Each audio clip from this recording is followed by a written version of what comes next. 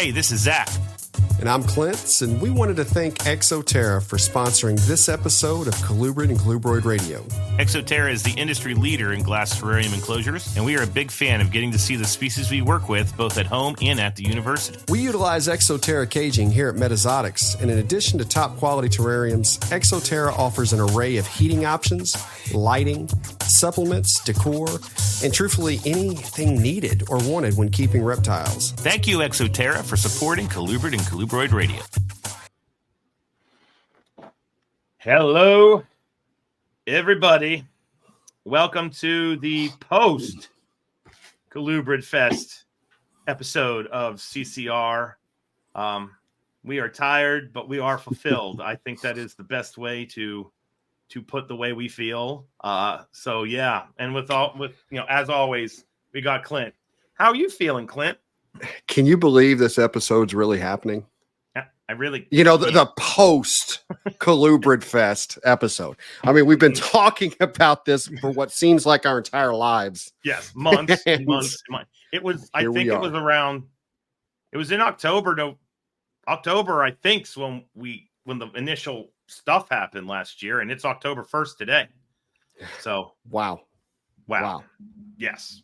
So obviously, if we build up Colubrid Fest for months on end, and then Colubrid Fest happened, and unless you live under a rock or don't have a social media feed, you know that Colubrid Fest was something pretty damn special that I'm just going to say right now and get it out of the way. Clint and I are pretty proud of what went down. We're proud of everybody. And that's just the way it goes down that was involved with this. But we'll be talking at length about that with this episode. And we're going to just do a recap of the weekend. We're going to try to capture the vibe, because the vibe is what was the most special thing. Like I'm not saying this because I was an organizer. I know Clint feels it. I know our guests feel it. Like, this was special. That's all there was to it. It's that simple.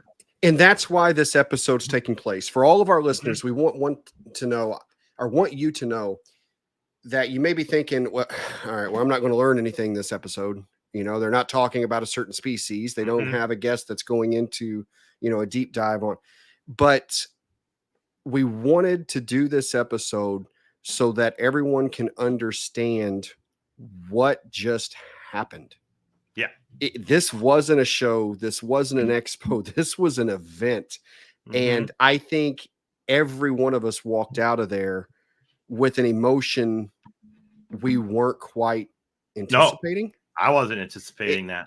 And I mean, it's for those, hopefully there's a lot of you who are in the official Colubrid Fest group on Facebook, and you've seen the comments, you've seen the post from, everyone that attended, the vendors, the attendees. I mean, it was something special. And so what we now want to do is try to hand you, the listeners and the viewers, some of what that special piece was, so you can get a feeling for what just happened, because we know there were a lot of you that couldn't be there, a lot of you that wanted to, weren't able to make it, and even some that, let's face it, it's a first time show, right? It's a, we'll see how the first one goes. Maybe I'll go next year. And I understand that totally, that feeling. In fact, there was me as a vendor. I know, like, Mickey doesn't want me to say this because we talked about it. And he hates this mentality, but as a vendor, I don't do new shows because I feel that I have to know they're established and solid before I can invest the time, the money, and the effort. And I'm not the only one. I mean, this is a story that'll come up, during this episode. So I understand why some were hesitant to come, and we want you to get an idea of what happened. So that you not only do you know what you missed, but hopefully we'll get to see you there next year. Yeah. And we're also sensitive to the fact that there were people that wanted to attend Colubrid Fest, and we had a pretty nasty event, a natural event happen over the weekend, which was very unfortunate. We felt just the literal edge of it, but we had Hurricane Helene hit this same weekend, and we had people that had purchased tickets in Florida that had their flights canceled. So I'm very sorry about that. And then obviously, I'm from Appalachia, and what's happened now in Western North Carolina, Southwestern Virginia, and Eastern Tennessee is absolutely devastating. And if you are one of our listeners and you're from that part of the world and you were impacted by that storm, please understand that we are here and we are with you. I was telling our guests before they came on, I've collected in the Nolichucky River crayfishes. There's a picture of me. It's one of my favorite pictures ever of me snorkeling, and it says Loughman in his natural habitat.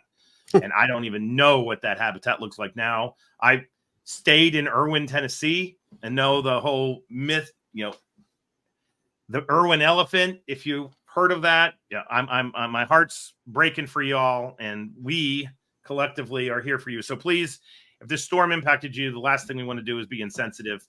So don't view this as us, talking about this and then that's happening. I am cognizant of that.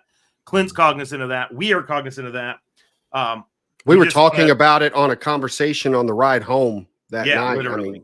I mean, Zach and I. So I just want everybody to know that we're thinking of you, and hopefully a year from now, when you've healed a little bit, if you want something that's going to be good for you, consider this. And if you need us in any way, just reach out, because we've got our own community and our community is here to help you. So, but with that being said, we're going to continue on with our show. And so we've decided to bring, our guests tonight are two of the people that traveled the farthest distance to get to us. And we'll bring them on here shortly. But we have Joe DeStefano of the Colubrid Corruption podcast. And Meteoric Serpents. Yep. Thank you. And he drove from Florida through that storm.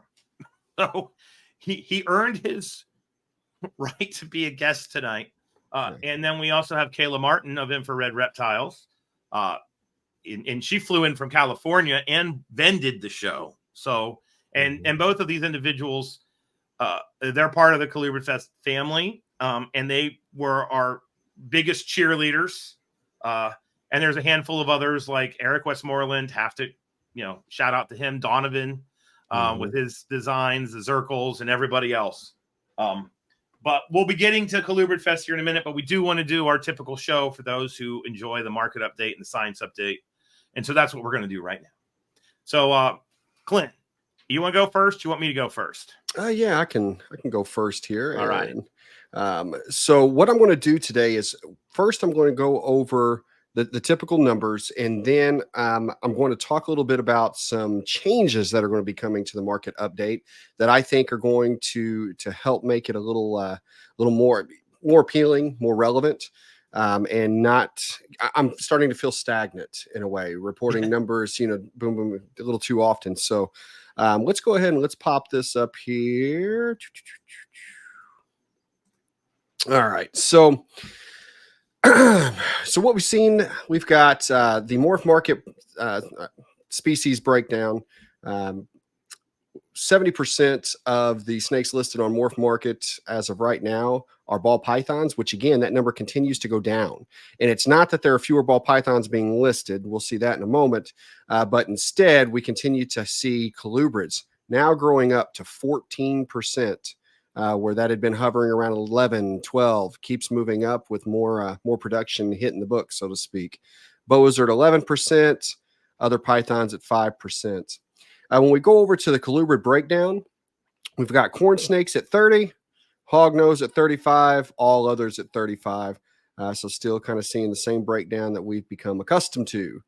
Now, when we jump over into the actual numbers and the market change, when I said, ball pythons are getting a little bit smaller piece of the pie, well, it's not because they're not continuing to grow as far as numbers that are available. It's been roughly a month, a little less than a month since the last time, in this number comparison, because we had a gap in our recordings because of Colubrid Fest. So in that time, ball pythons have jumped up a little over 1,700. So 1,700 more animals listed, which was a 4.64% change. Now, this number here, all other pythons, an 858 change with a 48% growth. I don't think that's accurate. I think there was a flaw in the algorithm that I was using, the formula. I'm going to have to go back and double check that because it just didn't feel quite right. So take that with a grain of salt. I'll fix it. I'll look into it. Boas up 5.34%, so 299. Colubrids just over 1,000 more added, and a 14% market change there. So pretty neat. All in, that was 7.5% change. 3,867 more listed than roughly a month ago. With colubrids, kind of a little bit of the same pattern here.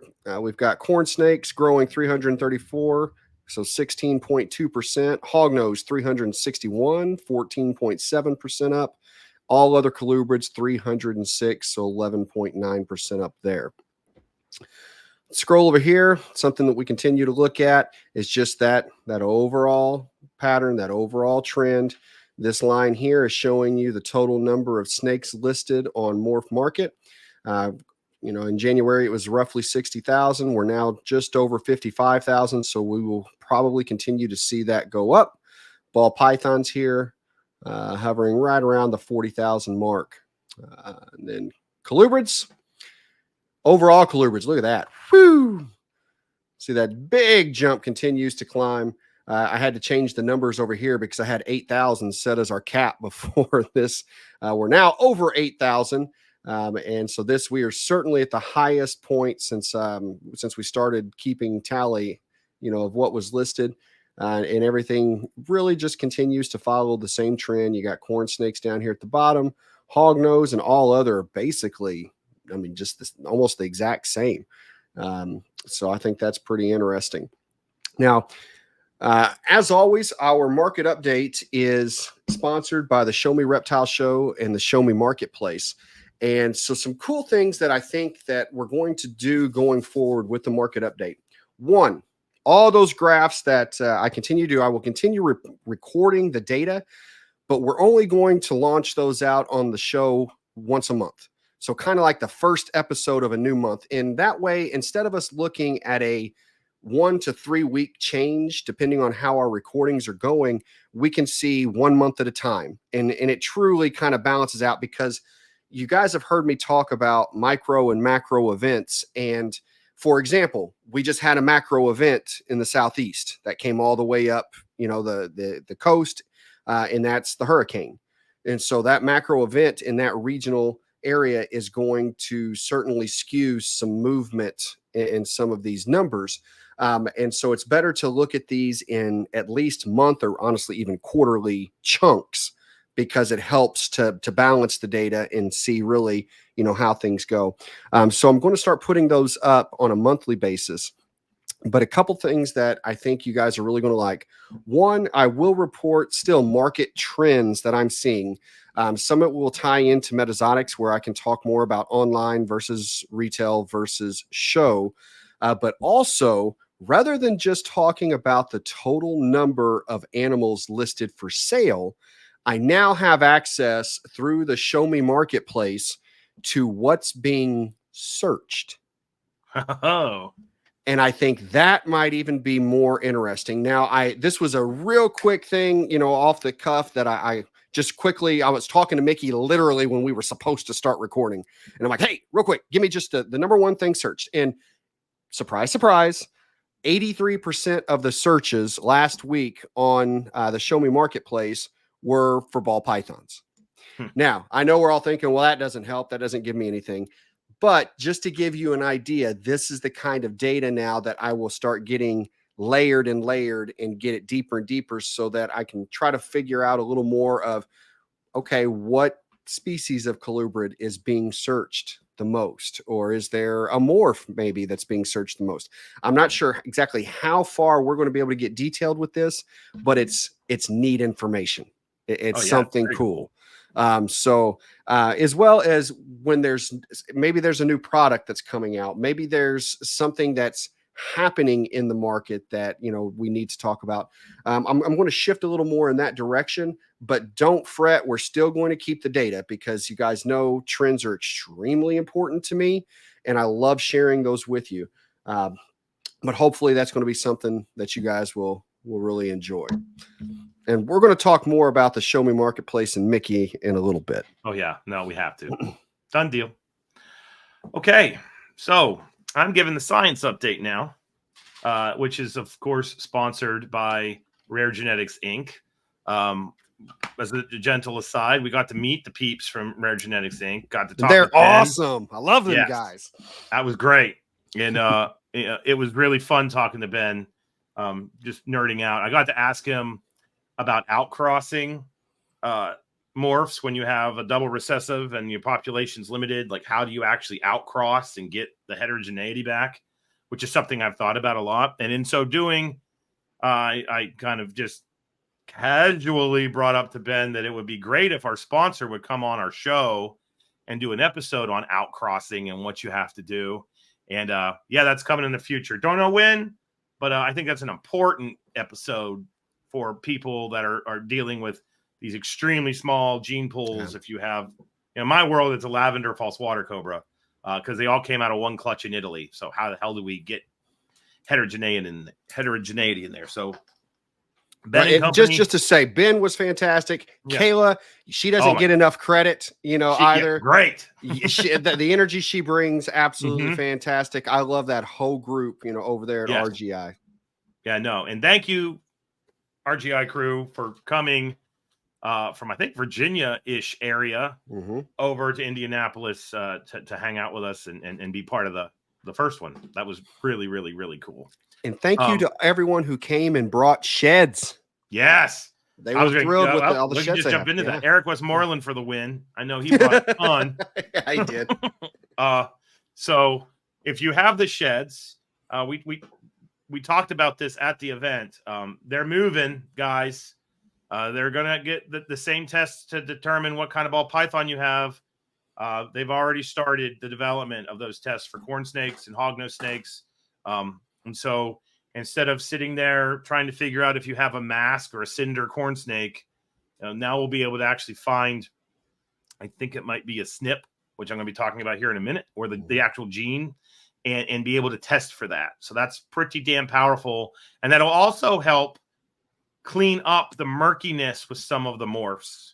Because if you have an objective test, it makes it so much nicer to be able to know this is a blah than having to guess based off of people's potentially subjective understanding of how the morphs work. So, and Ben told me that he's expecting it might be as soon as a month. Yeah. Before the first one starts hitting. And when it does, you can guess where they'll be coming to announce it. Yes. So stay tuned. Yeah. And then on that same note, if you want to get your snakes sexed, they do have the genetics test currently to sex your colubrids, and it's relatively cheap.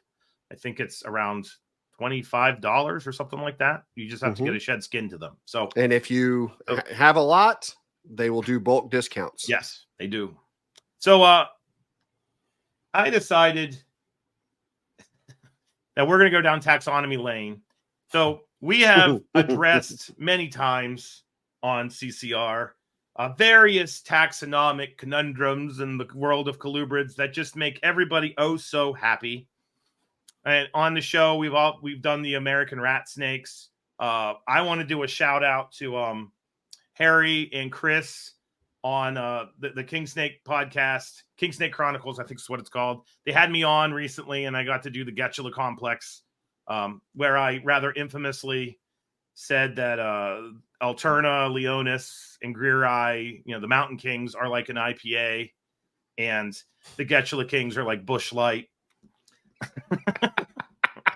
And then I also said, I'm a domestic kind of guy. I don't need that fancy beer that tastes like piss.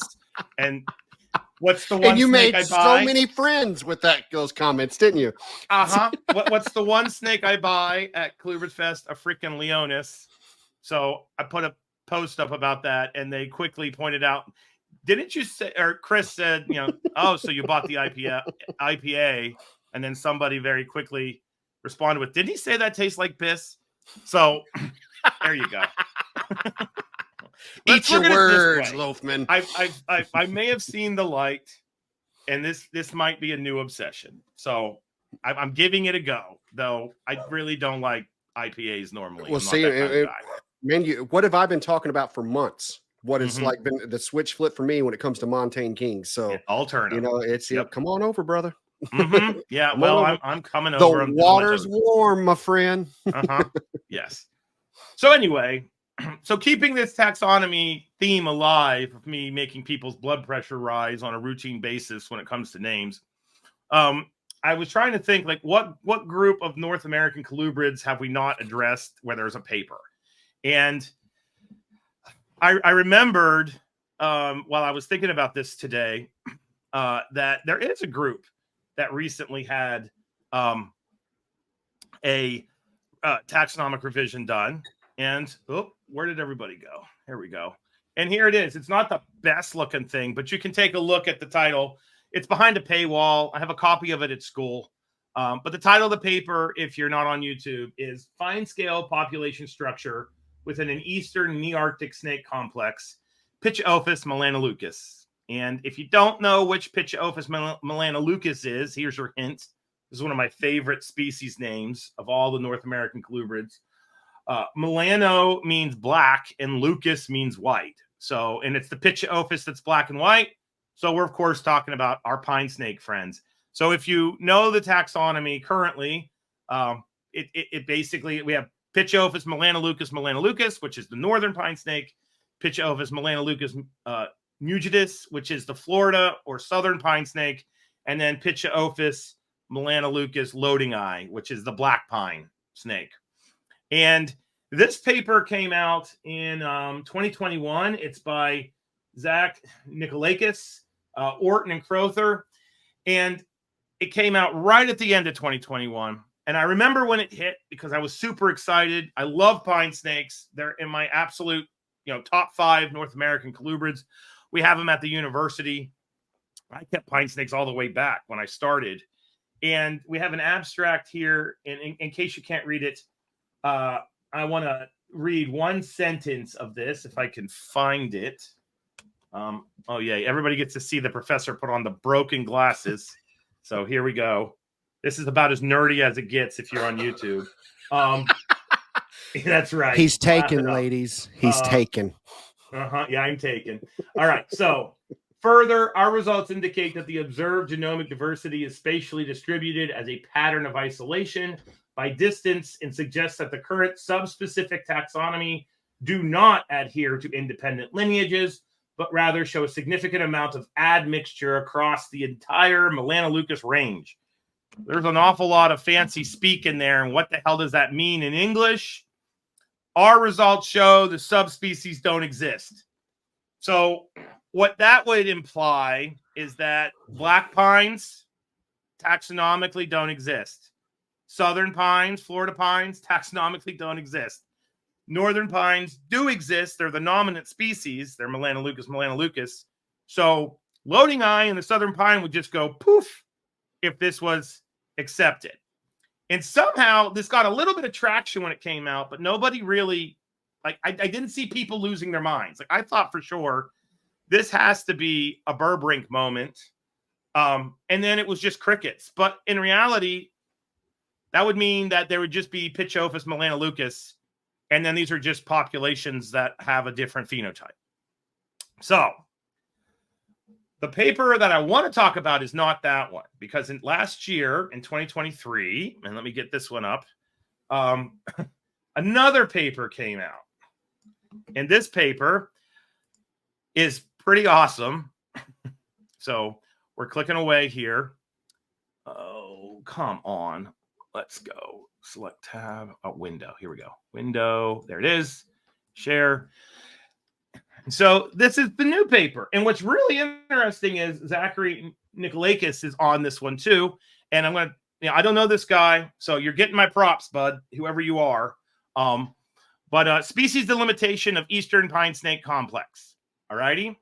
So this is a paper that's basically looking at genetics again, but what this one does is it looks at something we've talked about on our show before, which are these things called SNPs, which are single nucleotide polymorphisms. That's what SNP stands for. And in English, what a SNP is it's basically, it's a series of nucleotide, a series of someone's going to like hurt me for saying this. It's parts of genes, that's the better way of saying it, that mutate and are unique to a given area. Okay. And so what you can do is you can look at all these SNPs, and if the SNPs show a geographic pattern to a given space, that can kind of be used as a metric indicative of a lineage evolving on its own. And at a certain level, the total number of SNPs you have is indicative of a species level dichotomy. Okay. Now, if you are in a PhD genetics lab and you are doing a full body cringe with what I just said, please be still. It's okay, because there's a lot of people that aren't in a genetics lab right now. So if there's a better way for me to explain that, send me an email, fire off a message. But that's the way I explain this to my students. And I'm going to fast forward through this paper. So we're going to scroll right now. So you see the scrolling. And so the sampling here is, it's not the best, but let's be real, guys. The people that are herpers know you're not going to go out and get hundreds of pine snakes. It's a freaking miracle if you get a pine snake. So the fact that they have this level of sampling, to me at least, I find it rather pleasant. So, we go through the paper here. This is open access. Anybody can get it. Lots of good stuff. There's a taxonomic tree, phylogenetic tree-ish. This is the thing to people like me. This is where you're looking at the SNPs. This is an admixture plot. That's letting us know like how many populations there are, all that kind of good stuff. But we're going to go all the way to the end of the paper. Where is it? And I'm going to read to you, if you don't have YouTube, the conclusions. All righty? Where is that magical sentence? It's right down here. I'll highlight it for you all. So in a year, they've come up with a slightly different conclusion using the multi-species coalescent and the phylogenetic species concept. We substantiate that there could be as many as 8 species of pine snake in what has been called P. melanoleucus. So we went from 1 no subspecies to 8. Okay? And there he is. I knew he was going to have that reaction. That's why we did that. He's already shaking his head. He's like, get your shit together, guys. So why the difference? The difference is the methodology. The methodologies have improved. And this is just the world we're going to be living in until we can look at every damn gene all at once. Now, everybody that knows me by now knows that I am a lumper when needed, a splitter when needed. But let's just think about this result for a second. A black pine, a Florida pine, a northern pine, and let's throw into the ring Kentucky pines. If you look at those animals phenotypically, their paint job, if you will, very, very different. Now, I could see that being what we call clinal variation across a geographic space. But I think, I think the verdict's out. The authors they're willing to put their neck out there and say there could be new species coming, but they did their due diligence, and this is what I respect. They didn't name them yet. They just basically threw it kind of out into the ether for us to understand. So if you're a pine snake fan, I hope I'm bringing this to your, putting this in the limelight, but this is definitely a complex we're going to follow on CCR because I like this work. I think it's done well. And I love the fact that they were able to change their conclusions, because in science, that's what you should do. You should basically report on what the evidence shows you, not what's, popular. And using this new methodology, they came up with a slightly different, I wouldn't say slightly different conclusion. So, I have to laugh at myself, during this too, because I realize my own bias on it. And I have no skin in the game whatsoever when it comes to Pituophis, really. Right. I have barely any here and very little experience with many. But it doesn't matter what species we're talking about. When you say it's being split, there were 3, now there's 6, now there's 8. I'm like, ooh, that's really neat. That's really cool. But the moment you say there were 4 and we're putting them to 2 or to 1, I'm like, you shut your dirty mouth. Yeah, I do not like it at all. And I think it's just because of if you split more and are wrong, it didn't do anything in the hobby. They can always be, but when you lump them and it's wrong, it's now screwed up some lines in the hobby. So I think that's why I'm the way I am. But it's like when you said, it's split in 8, I'm like, because that's me and you briefly mentioned this before we went on. And I was like, oh, that's pretty cool. So when you first started with this lumping, I'm like, you lied to me. That's not what's happening here. But so So one of the talks we'll talk about briefly, well, not briefly, we're going to talk about it, was, friend of the show, my friend, Chris Montross, literally stayed in our hotel's room. He gave a talk on locality keeping. And one of his messages was, as long as you keep the snakes from a locale and you identify the locale or the locality, it doesn't matter how you change the taxonomy, because they're always going to be from that county. And if you're breeding for that county, you can do whatever the hell you want to the taxonomy. It doesn't change the snake. So this will be a great example of that. Because if you think about it, if that northern pine gets hacked to hell and back, Melanoleucas, there's a possibility that we're going to end up with hybrids that nobody knew were hybrids, which then begs the question, how many of these damn things are hybrids? But right now, they're not hybrids. That's what I want everybody to understand, because they haven't done the revision yet. So, dun, dun, dun. That's basically the moral of that one. So nothing's sacred, nothing's safe. That's just basically what you need to understand. Don't get attached to anything, kids. It could all be changed. And it probably will. Yeah. And if you hear a dog barking, that's Wallace, my dog. He's really upset that I'm in this room. So he's going to be barking pretty much the whole episode. So sorry about that. Okay. Well, that's it for the science update.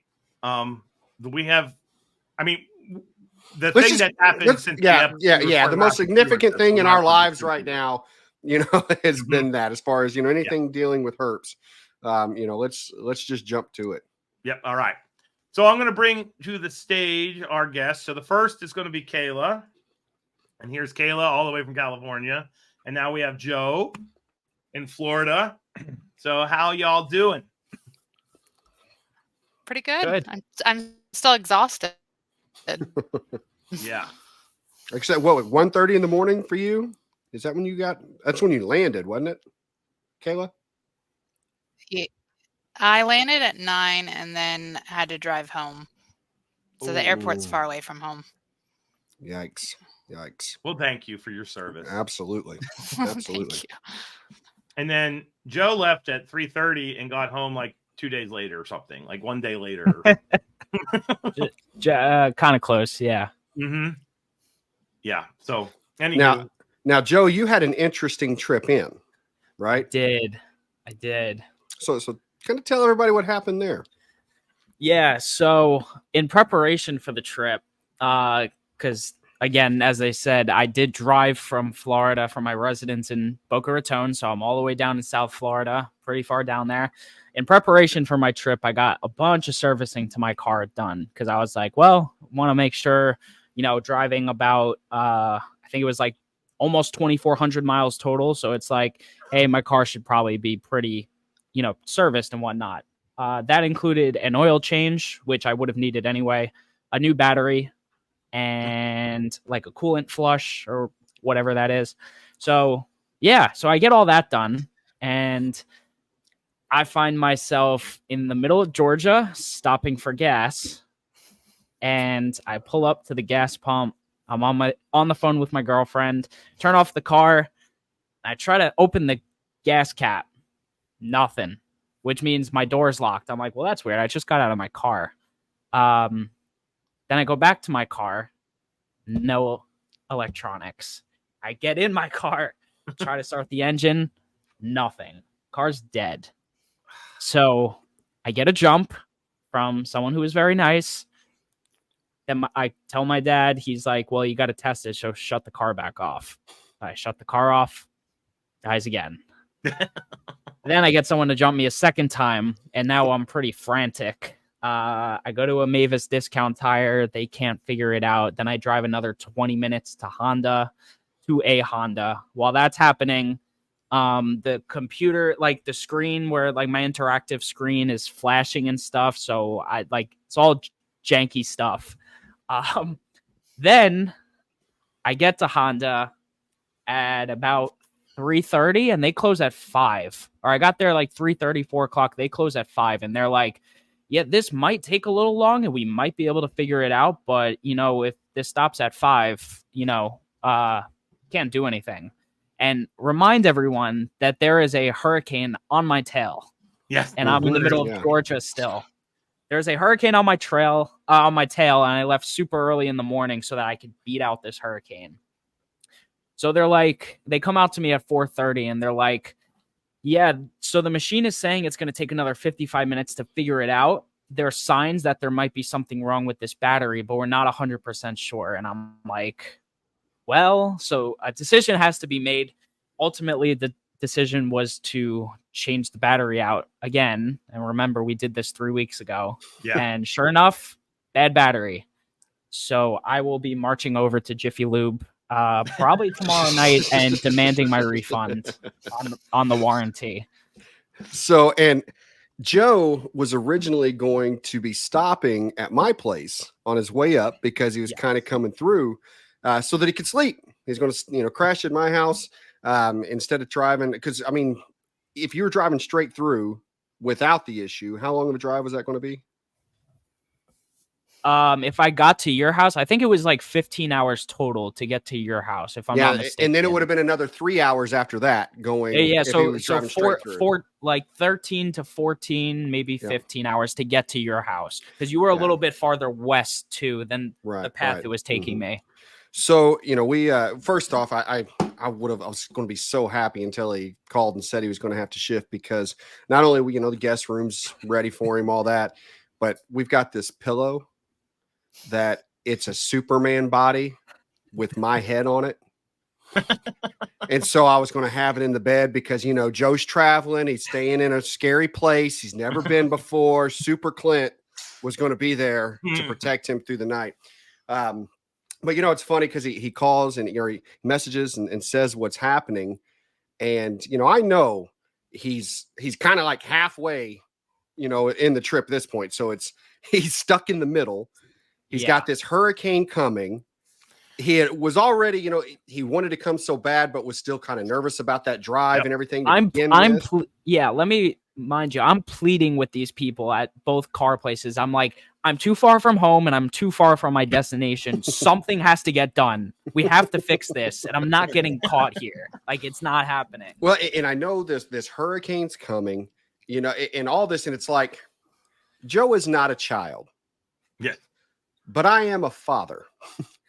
And so this whole time I'm starting back. I'm like, where you at? You moving yet? I check in with him a couple hours later. You still okay? Because it's like, he's got this delay. He's got to be getting tired. You've got this weather he's driving in, all that. And so now I start getting nervous, through it's where you at, Joe? Where you stopping? Where you sleeping? All that. And I'm just really glad you made it. Glad you got there safe. And there were others that John Lannis, excuse me, John Montaigne King, John Lasseter. Lasseter. I want to say Lannister, thinking Game of Thrones for some reason. Lasseter. I know that they drove through some nastiness getting to us as well, and there were a few others. So for everyone that did make that trip, through it, I'm glad everything was, that you made it safe and sound. So I was just driving in rain. That's all I had, So it got a lot worse after I got there, in that area. There was times throughout the show where we hear nothing. I mean, this place is massive that we were inside, but then we would go outside and there's branches, in the street. There's, where you could tell things went down while we were inside, but, I really didn't catch any of it. So, yeah. And Kayla came in Thursday, right? I left California Thursday night and then flew all night. And I got into Indy at 6 a.m. and the hotel wasn't going to let me check in early. So I just stayed stayed at the airport and people watched and took a nap and watched an episode of Grey's Anatomy and hung out until Clint picked me up. Nice. Yeah, she's there for hours and hours. I think it was like 6 hours. Just hanging out.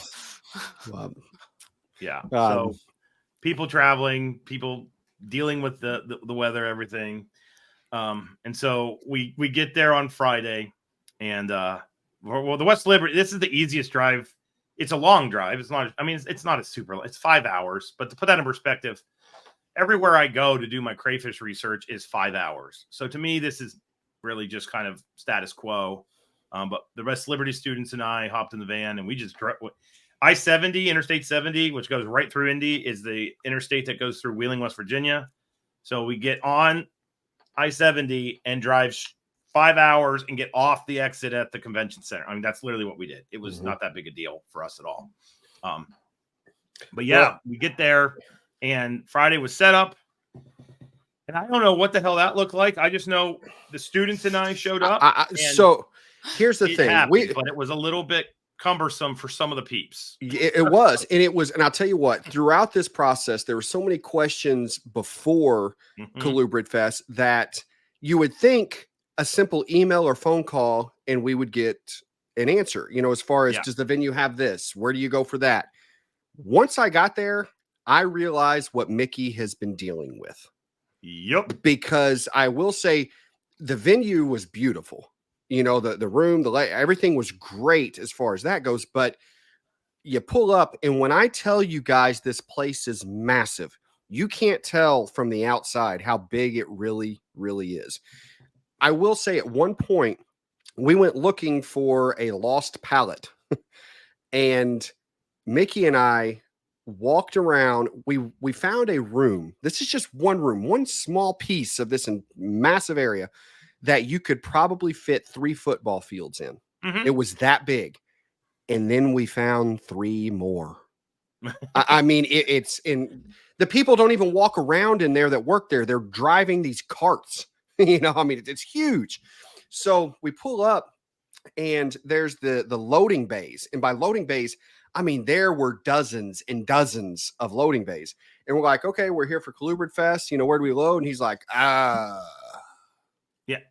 yeah, somewhere you can check in the back. And I'm like, really? You've got it on the list that Colubrid Fest is, an event here, and they couldn't tell us where to load. And so finally we go in a door that's open, and it's basically, I mean, it's a hall. I mean, we were walking like about a quarter mile to get back to the room. No, that's not exaggeration. No. And that's multiple trips. Now loading up afterwards was a lot easier because we found a better place to do that.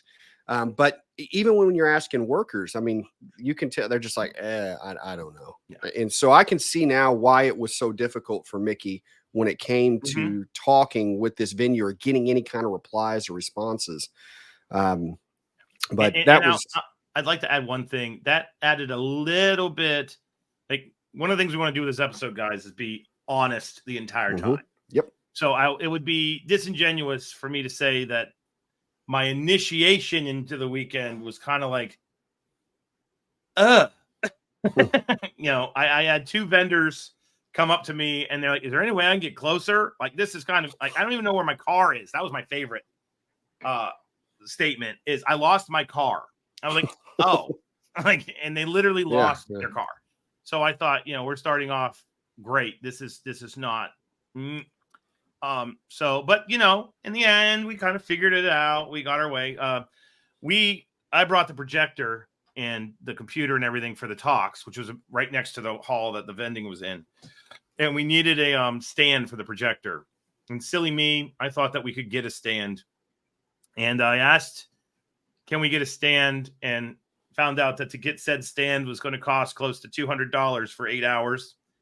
And so the students, I was like, we got some little bit of redneck ingenuity here. So we went to Walmart and bought a bathroom cabinetry thingy. I don't know what the hell it was. That was our stand. It was $30. So, we were doing things like that initially, but got it going. People started setting up their vending space. And then that leads to the meet and greet, which is the first official event of Colubrid Fest. And this starts at 6:30. So, well, before anybody want to talk about one quick thing, because when we talk about hiccups and curveballs, because there were a few that were thrown at us. First curveball, Mickey comes up to me and he goes, all right, so I just had this brought to me. I was like, hit me. And he says, they just told me that they want no reptiles left here overnight. And I'm like, are you kidding me? And I was like, okay, I'll handle this. And we both agreed on what would be done. And so we just, listen, we can't leave reptiles here overnight, but you can leave unmarked boxes under your table. So do with that what you will. And problem solved. You know? But that was, I mean, again, these were the kind of things that the venue would throw out of nowhere, you know, that were just discussed didn't make it. Yes. At ad nauseum prior to us getting there. I know that was discussed. Yes, So, absolutely. You got it. So, all right, the meet and greet. So that's the environment we have going into the first part of Colubrid Fest, which is this meet and greet. So, who wants to talk about their impressions of the meet and greet? Kayla, what'd you think? I think at first it was a little like there wasn't that many people there, and maybe like 30, 40 people. And I was like, okay, is this how the whole weekend's going to be? Is it just going to be trickles of people? But even with such a little amount of numbers, the room was loud. There was so much chatter and talking and people moving from one group of people to the next, of just introducing and talking. And we weren't even talking about reptiles the whole time. We're just like talking like old friends. So that was really nice to just it was relaxed, but the energy was high of people were just loving the social aspect of it. Absolutely. Joe, how about you? Thoughts on that, Joe? Yeah, I mean, it's kind of the same thing for me. And as I've been saying, you know, it finally I got to be in a room with all these people who I've been talking to online for a number of years, however long it's been, and some of them even more recent, but starting to actually get to know all those people in person rather than off of a text conversation is a lot cooler. And I knew, because I could tell from the room that like even all the vendors didn't show up on that Friday. So I was like, oh, there's still more to come. So I knew even from that setup day and even with the smaller amount of people, it would still be pretty cool. And a couple guys I know from my Patreon actually showed up on the Friday night. They did the whole weekend thing. So like, I was like, okay, there are people that are going to come for the whole weekend that aren't vendors, or, you know, they're just general regular population, if you will. Yeah. I thought it was great. I mean, we had, so again, I think, Zach, it's probably the same way for you. We were kind of looking at this through two sets of eyes throughout the weekend.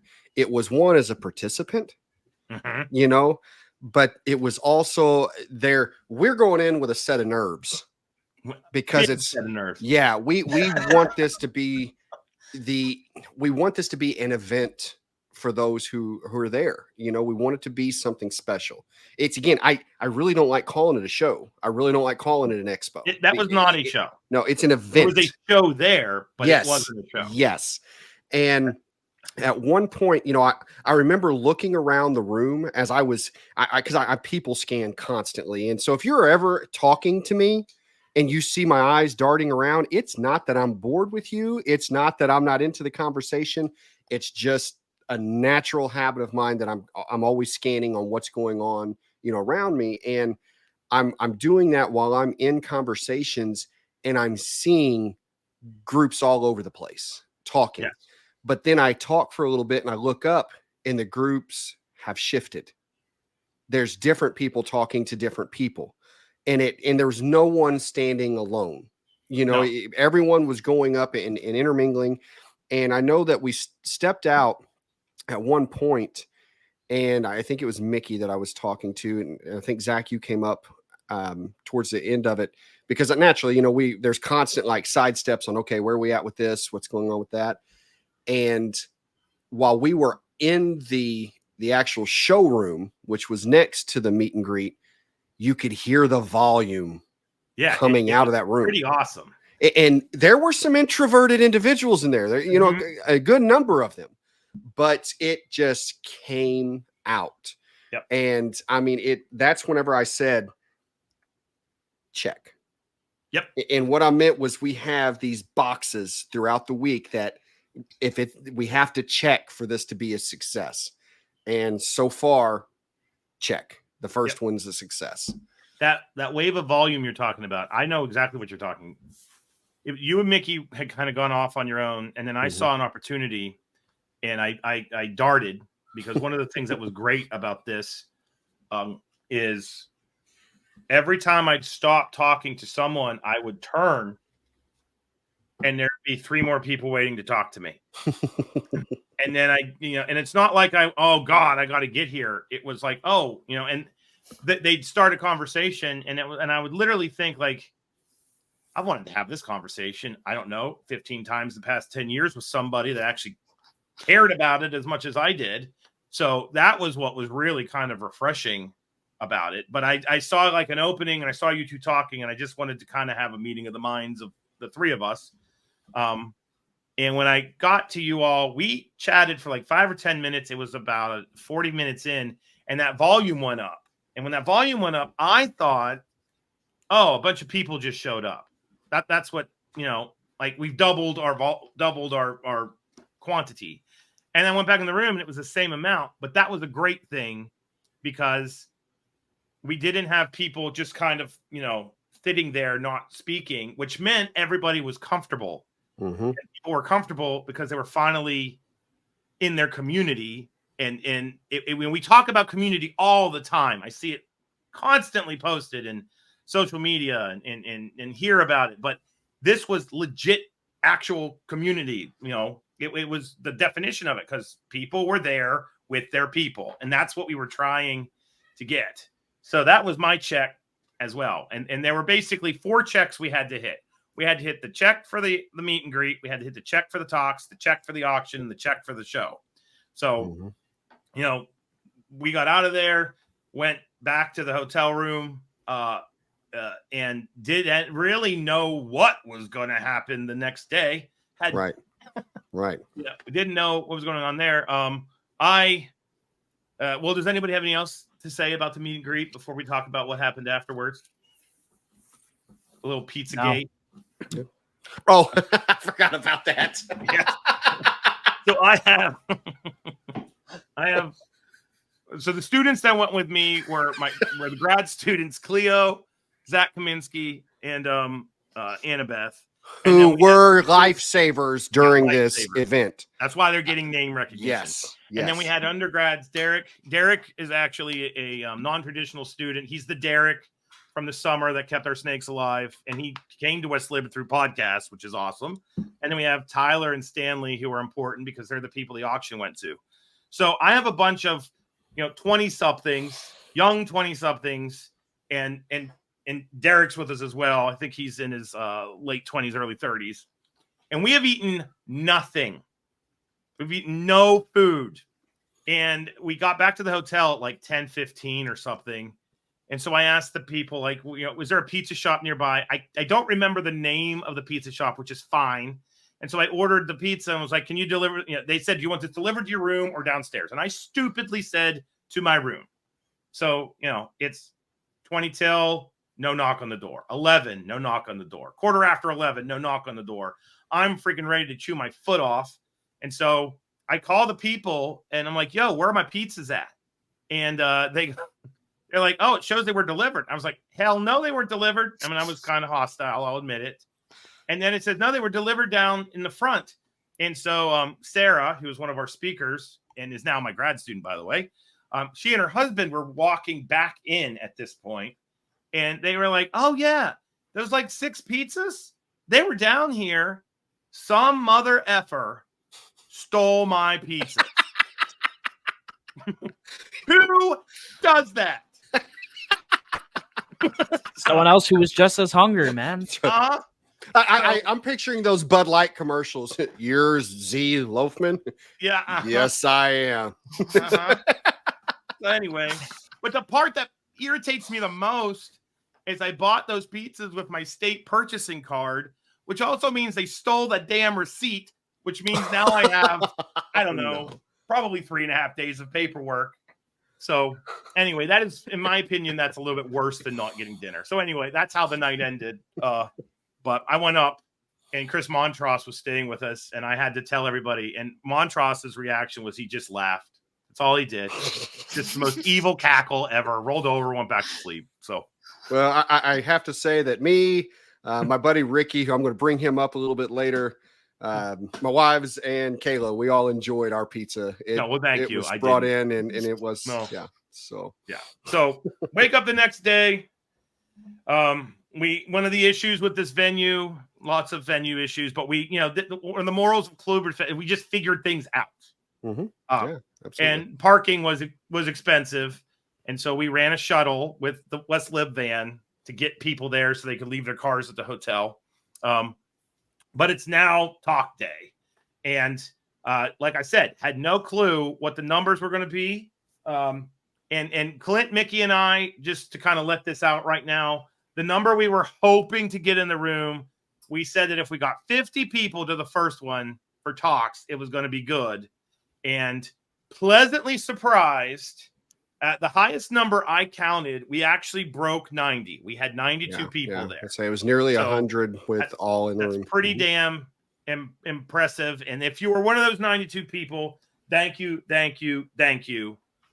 Because that exceeded our expectation, and we needed those people because of the format. Because we went to IHS, and Clint and I were there, and this is not dogging on IHS. IHS is a conference, like a scientific conference. We didn't, after going to IHS, we realized we didn't want IHS. We wanted it to be more like a panel, a discussion, engagement, and so that's where we pivoted from talks to panels. And for the record, I've never done panels. Scientific conferences, you go, you give a 15-minute talk. You got 12 minutes to talk. You got 3 minutes for questions. People always go over. It gets awkward. You got to yank people off the stage. You're stressed out because now this guy went over. He took 10 minutes off. And so what we decided to do was less is more. All righty. So we had fewer speakers, but the topics, we were able to dive deep on them. And this was one of the great experiments. Like this was, we always talk about jumping off the cliff and figuring out how you're going to land while you're falling. Well, we are in free fall when we start the first talk. So I have no clue how this is going to go down. And so the first talk was John Rice, guy that is writing the Hognose Snake book with me, by the way. And he gave the talk on, feeding worms that want to die. He basically was the guy that kicked it all off, and gave his presentation, which was excellent, like spot on, exactly what I wanted. He gets done talking, and we have at least 40 minutes, and it's got to be led by people getting up out of their seat and asking questions and keeping the conversation going. And I am happy to say we had, how many people gave, 10, 12? At least. And so, and to give kind of a visual for everyone, first off, just so you know, all of these talks will be on the Colubrid and Colubroid Radio Patreon. And the way that's going to work, we've decided if you are a subscriber at any level subscriber, so whether that's the $5 a month up to $25 a month, you're going to have access to every one of these. So if you're not already a subscriber, if you hear this, jump on and subscribe, because we'll probably, I'd say within a week or so, have all these loaded in Patreon. If you don't want to subscribe, no problem. You can pick and choose which topics you would like to watch the video on, and there'll just be a $3 charge per topic, for whichever one you want. So the way that this happened is we've got John up on stage, and on one side of the stage is Zac, on the other side of the stage is myself, because the room's divided in the way that the sitting arrangement is. And we would then have, anybody on our side that wanted to ask questions. Now, we may throw a question, back and forth in there, but then it really, I was surprised at that engagement, I loved it. On how that happened. Joe, what was your kind of thoughts and takeaways on that first talk? I thought it was really good. I think it's definitely informative for people who keep those species. And obviously I paid attention. I just fortunately deal with animals who usually want to eat Texas straight rats. out Yeah. of the egg. Yeah. Yeah. So that's good, but it was definitely a good tool because I know that information is not readily available anywhere, and just the how detailed he went into it, showing exactly what he did. The PowerPoint obviously helps as well. So I just thought for anyone that was there that keeps or is interested in those species, it was a very good tool. And anyone who could watch the video afterwards, obviously. I think it was just very, very detailed. I agree. No. Kayla, what do you think? I enjoyed it. And I appreciated how the audience, it wasn't just questions, but others were putting in their input and Yes. their tricks. So it was really just a discussion among the entire room. Bingo. And that was nice to hear everyone else's experiences and what they do. Yeah. And I forgot to mention, because you bring up a very great point. We set these talks off with an understanding of what the day should be. It should be a day of learning, and there's going to be differences of opinions. There's going to be other ways of doing it. And the thing we made sure is that everyone knew, if you disagree or want, to talk a little bit about why maybe you didn't think, or, you need further clarification, that's a thing to not do while they're on stage. Yep. And the reason we said that is because it's not that we don't think disagreement should take place or those conversations shouldn't take place, but we were creating community. That's what we kept saying. And that's the vibe we wanted to have. And you don't do that if you are having a public disagreement, right? That's a conversation that's off to the side. And I love the fact that nobody did it. Nobody even attempted to. It wasn't done at all. No. I mean, even when there was disagreement, it was not done. There was just, side conversation that went. It wasn't, when I say disagreement, there was a conversation. And that's what should be, that should take place when there's these differences of opinions. And it was great because we all had the understanding, yeah, there are wrong ways to do some things, but for every wrong way, there's 50 right ways, and it could be any of them that you're taking. So I thought that was great. And I also want to say, as far as takeaways, Wendy, my wife, who is taking care of the nursery right now until Ox is able to come on board all the time. Just today, she goes, "Well, John's presentation just worked for me."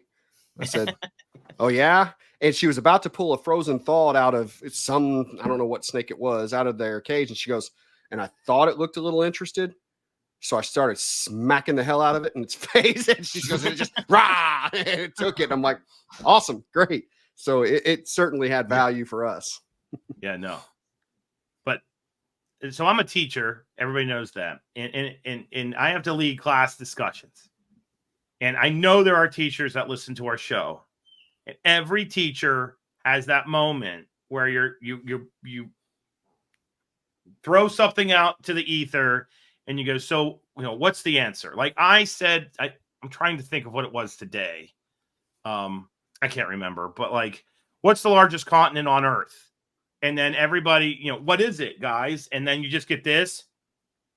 It's like deer in the headlights thing. And so there was a part of me that was like, are we going to get that? Is that what's going to happen? No. And that was great. And there were different people asking different questions. And once that first talk went down, I thought, okay, this may actually work. And then that led into Sarah's talk, which was on morphs. Mm-hmm. And basically, how do you make a morph? How do you maintain a morph? From Sarah's Snake Shop, by the way, using corn snakes as a model. And so, she presented what it was to be a morph keeper, how we do this, the importance of outbreeding, some of the terminology. And that was great. And with that talk, it purposely played to one part of herpetoculture. And then we followed that one up with locality. And the thing is, with Chris Montross, which we had Craig Trumbauer on our show, and he, brought up the fact that, locality people, is that not similar to keeping a morph? Like, what the hell's the difference here? So that inspired, for the record, when I was putting the talks together, why I wanted to do morphs then locality.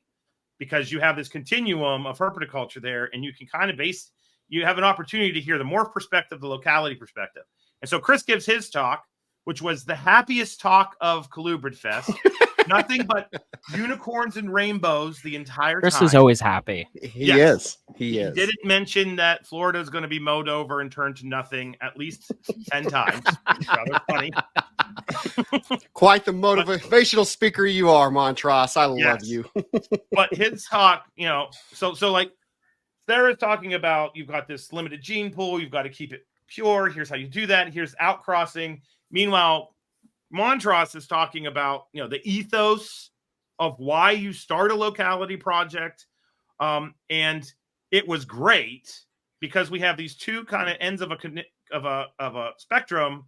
And since you heard two dedicated, passionate keepers of those each you know, independent spectrum, you could also see how they're similar, but how they're different. Mhm. And the questions still happened for 40 minutes with the morph talks, for 40 minutes with the locality talks. And what I thought, the moment where I had in the morning, this is a key moment for me, and I didn't tell anybody till right now. I went to the back of the room while Montross was speaking, and I looked like forward, and I could see everybody, you know, what they were doing, and I saw about 10 notebooks, and people were like jotting down notes.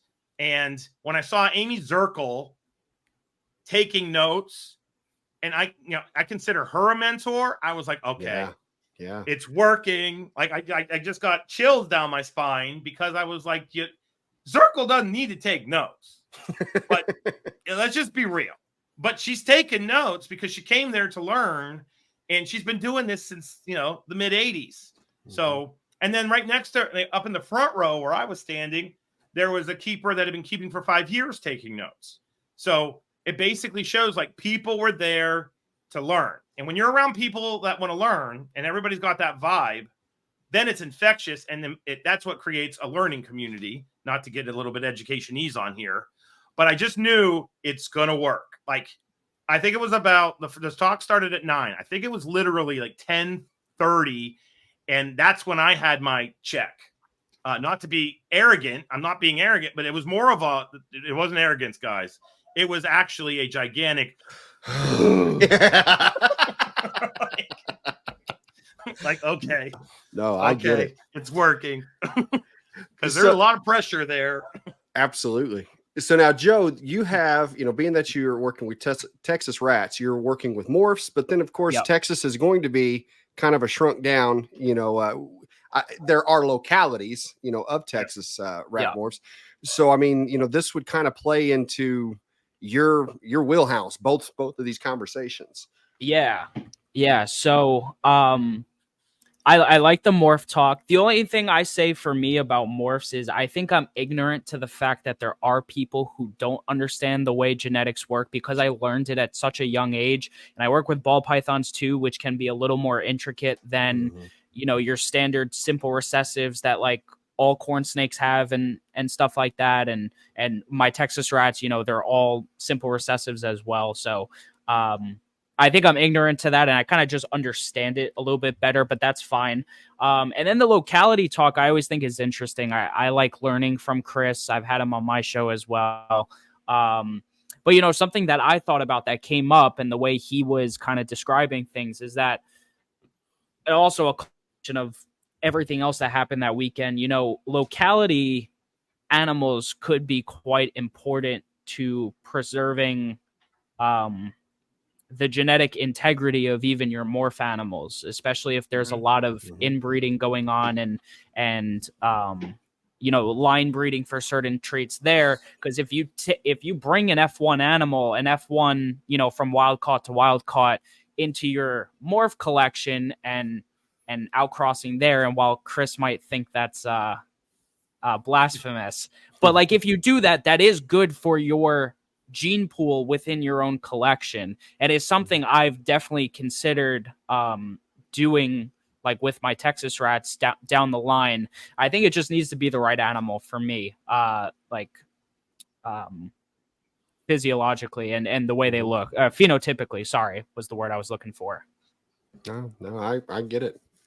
Now, Kayla, you've got some pretty eccentric stuff over there, as well as the Hondurans, which are packed with morphs too. So, kind of, what was your take on those conversations?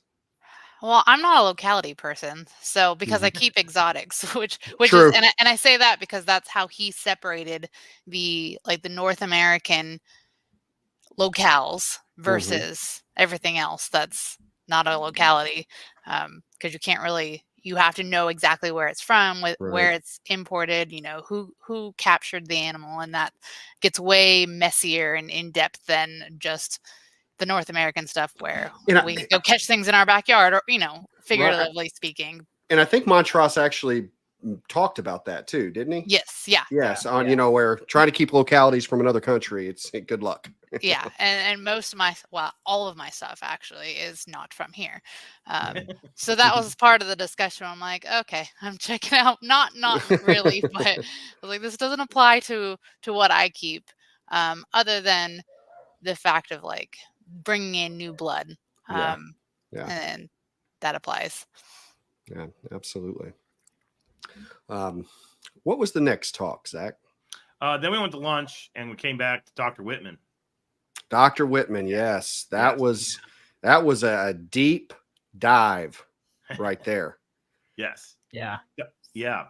So our vet who will be coming on our show, by the way, for Shizzle, that's happening. He heard about Colubrid Fest and listens to our show, and he actually reached out to us. And it was really funny. I don't know if I've said this before, but I was trying to get a vet. Clint and I both decided we needed to have a vet there, especially since we always talk about how hard it is to find a vet. And a couple of the vets I had lined up had scheduling issues. They couldn't come or whatever. And we were at one time we were talking about Zooming somebody in, which I now know we wouldn't have been able to do because we were going to have to pay $750 for internet. It's ridiculous. Anyway, that's not the actual price. That's an exaggeration, but would feel like close. So yeah, with the electricity cost, I wouldn't be surprised. Yeah. So anyway, but yeah, Dr. Whitman just reached out and was like, "Hey, I would like to be involved in this," and I was like, "Hey, I want you to be involved in this. You're saving my ass." So anyway, what I did with Whitman is I said, "You pick the topic." You know, we were going to have a big talk about crypto, which, like I said, at Colubrid Fest would kill the mood. But what Whitman, I mean, it was awesome because you could tell he's a keeper, and he was a keeper first, then a vet, still a keeper. But he was just like, boom, dystocia. And if you don't know what dystocia is, that's egg binding. That's just a fancy word for egg binding. So what Whitman did was he went over the biology, anatomy, and physiology of a female snake. He went over the husbandry associated with gravid females, talked about behavioral manipulations of the enclosure that you might want to do. We'll talk about that here shortly. Talked about leading causes physiologically, like one of the take-home messages, besides the main one, which is friends don't let friends use clear egg boxes, which was definitely the take-home message. But we need that on the t-shirt. Yes, that dehydrated snakes, your females are dehydrated, that can lead to dystocia. But basically, he went over all of it. And what was interesting is his talk went a little long. It was the only talk that went long. But I had many people come up to me afterwards and be like, that was awesome. Because he gave solutions. And what was great is he told us why you shouldn't aspirate an egg if you don't have to. Like, we've all seen the video by a certain somebody where he tells you how to aspirate an egg and jab that needle into the side of your snake. Well, Dr. Whitman went over the anatomy of an oviduct. So now we know that when you stab the snake, you put scar tissue in the oviduct, which is probably going to make the egg get stuck where the scar tissue is. You might not want to do that. Also talked about kidneys. We don't think about kidneys, but the kidneys of a snake, they're not next to each other. And they're kind of just randomly in the back part of, in a certain region, but you can't say they're there. So if you do this at the wrong time, you're going to potentially pierce a kidney. Talked about albumin and how it's very toxic. So it was neat and awesome to hear, why you don't do things, why you do other things. But I mean, we're not going to let the cat out of the bag. You can watch the video. So there we go. I will say one of the comments I remember there you hearing go. was that was a college level lecture. Yes. When it came to the information shared. Yeah, no, it was absolutely. Up there. Yeah. It was absolutely. definitely, I mean, I felt like I was in my herpetology class, to be honest with you. Yeah. That's the kind of stuff I do at the college. So it was funny because I know Tyler and I know Stanley and I think Cleo, 3 of my 5 students were like, that was my favorite talk.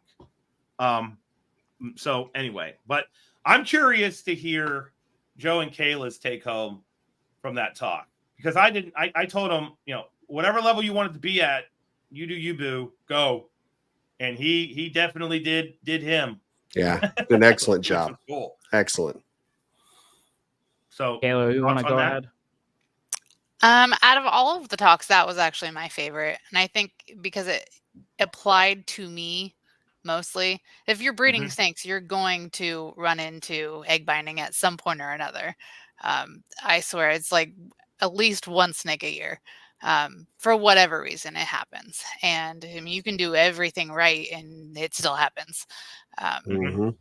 And so I like took a picture. I didn't have a notebook. I was unprepared. I took a picture of one of the slides where he lists like medications used. And so that was really helpful for me because I don't have where I'm at. I don't have a good vet. So usually my go-to is to aspirate. And now I'm like, well, maybe I shouldn't be doing this. And so I took a picture of the medications because it's like, now if I can locate a vet and be like, this is what I need, can you just get it to me? I'll be a little bit more prepared for when that happens next time. So that was my takeaway, is that it was very, very educational, and I definitely can use it to my personal collection now. Yeah. Joe? And then for me, I just think I'm going to start making some of these husbandry differences, especially for my females during breeding season. I've been tossing around the idea, one, I could just black out my clear kind of lay boxes, or I can do what he said and kind of turn almost the entire tub or even just like the back half portion into a lay area and somehow do that transformation in there with the substrate and everything and whatnot. Really make sure my females are ready to go. And are healthy and all of that. Not that I don't think they have been, but hearing some of his opinions, perhaps maybe I don't want to say not doing something right, but not doing everything I possibly can. And then perhaps akin to what Kayla's saying, I do happen to know a vet in my area, and he does keep a lot of reptiles. He is not a board certified reptile vet, but he works a lot with reptiles. He knows his stuff. So I'm sure I could potentially get those medications if needed and talk to him about stuff and bounce ideas off his head. Yeah, nice. No. And once again, the education vibe. The talk ended. He was our talk, I think, leading into No, Matt went next. Then there was a break. But when that break happened, after Matt Most gave his talk, Dr. Whitman stood up and then he got to experience what I experienced the night before.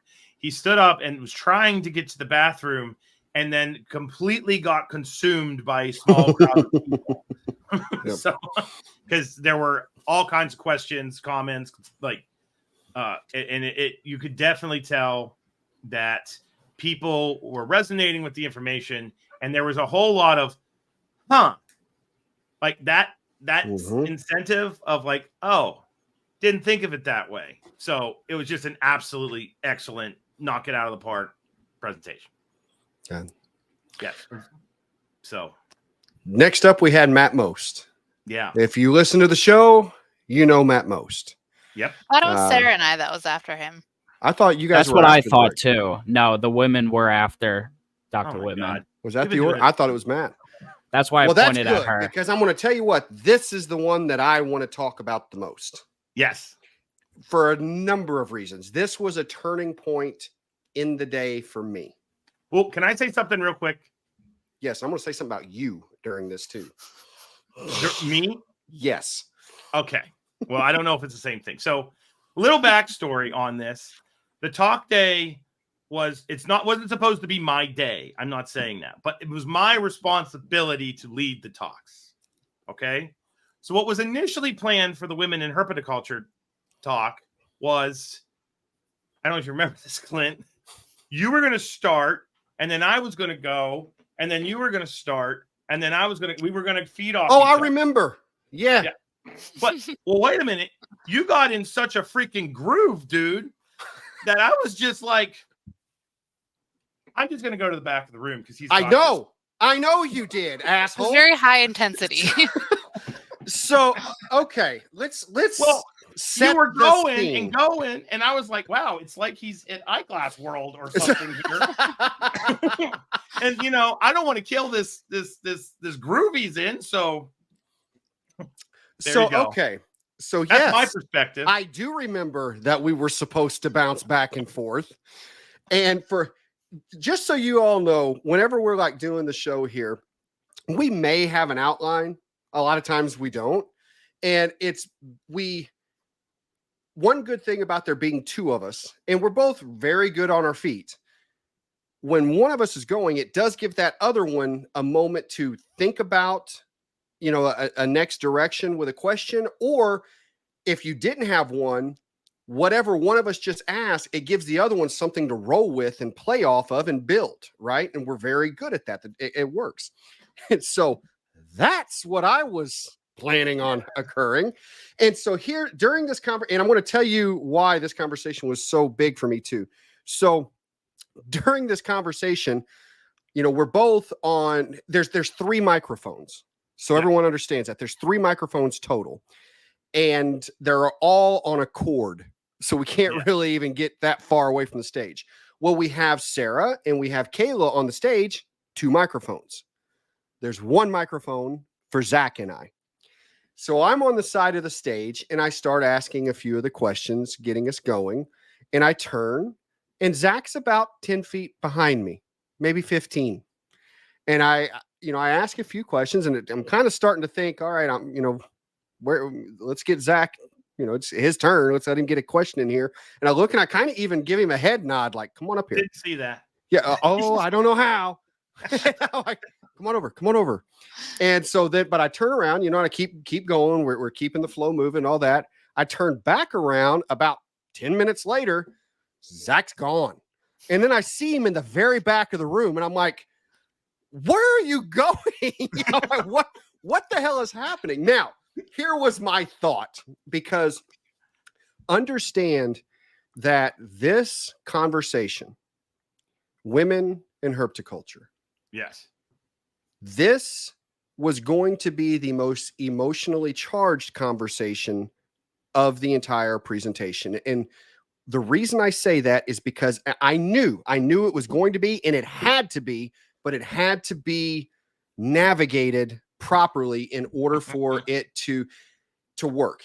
And what I mean was, as we were discussing, we were going to discuss obstacles that, Kayla and Sarah both faced as females in a very male-dominated industry and hobby.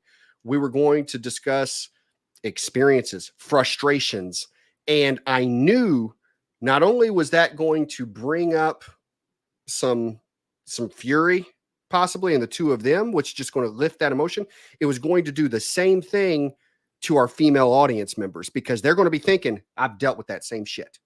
This has happened, and that has happened. And I knew that was going to take place. And now on the flip side, I knew that we were going to have male audience members who were feeling defensive. Well, I don't do that. I shouldn't have to. I don't need to hear this. That's not me. And they had to hear it because they had to be able to put themselves in their shoes. I mean, and so those emotions had to be lifted to make the talk relevant. But then I was going to have to find a way to be able to flip it and bring it back down and just kind of let it hover in that zone to keep that charge without it boiling over. That was the mentality I had. And I knew, and here we are talking about the obstacles and women in herpetoculture being moderated by an old white guy, you know, and I'm like, this could be bad. And so as I notice Zac slinking further and further away, I'm like, he's just going to let me hang myself out here. And he's like, I don't want any part of this. But no, I didn't. No. So I'm going to give you Zac's perspective because you were in. All right, I'm bringing Joe and Kayla in now. I felt like you were in your element, and I felt like you were just in some zone. And I'm not an egomaniac here, and I was like, I can't do this better than Clint's doing this right now. And then I was like, and I don't see any indication of me getting this mic, so I'm going to let him go, and then I'll just funnel the women to Clint or the men if they want to make a statement. And so that's what I did. So my question to Joe and Kayla is, did you view it as me abandoning Clint, or did you view it as Clint in this crazy zone? And we're just going to, I'm just curious. I didn't notice you were gone, but I was on the neither stage. did I. So There you go. I was a little distracted. Oh yeah. But no, there was no breaks in the conversation of No. it was rolling, it was going. There was no let me sit here and think about it. Sorry, I didn't mean to talk over you. No, I didn't pick up on it, and there was no awkward pauses. And this is what would have happened. Nothing like that. Clint was like, bubba. Here's Zac. I like women. Like that's basically what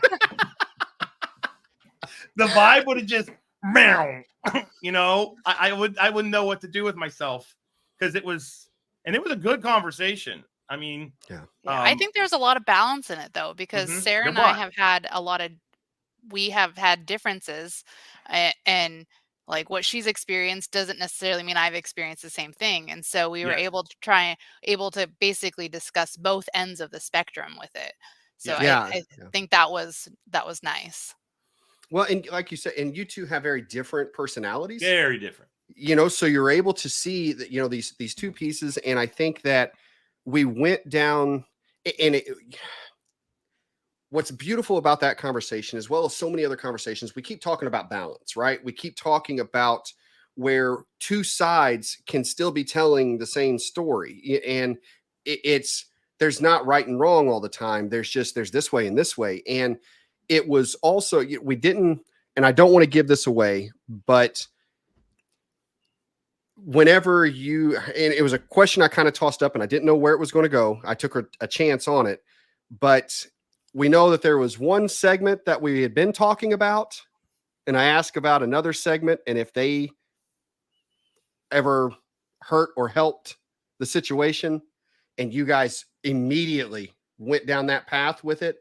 And I think that balance, I hope you know what I'm talking about. So for all those, watch it on Patreon. Yep. I think that really kind of brought everyone back into the fold, where it showed this overall balance, where everyone kind of is like, yeah, you know, we all take fault, you know, in some of this. And that conversation, that's when I checked the box.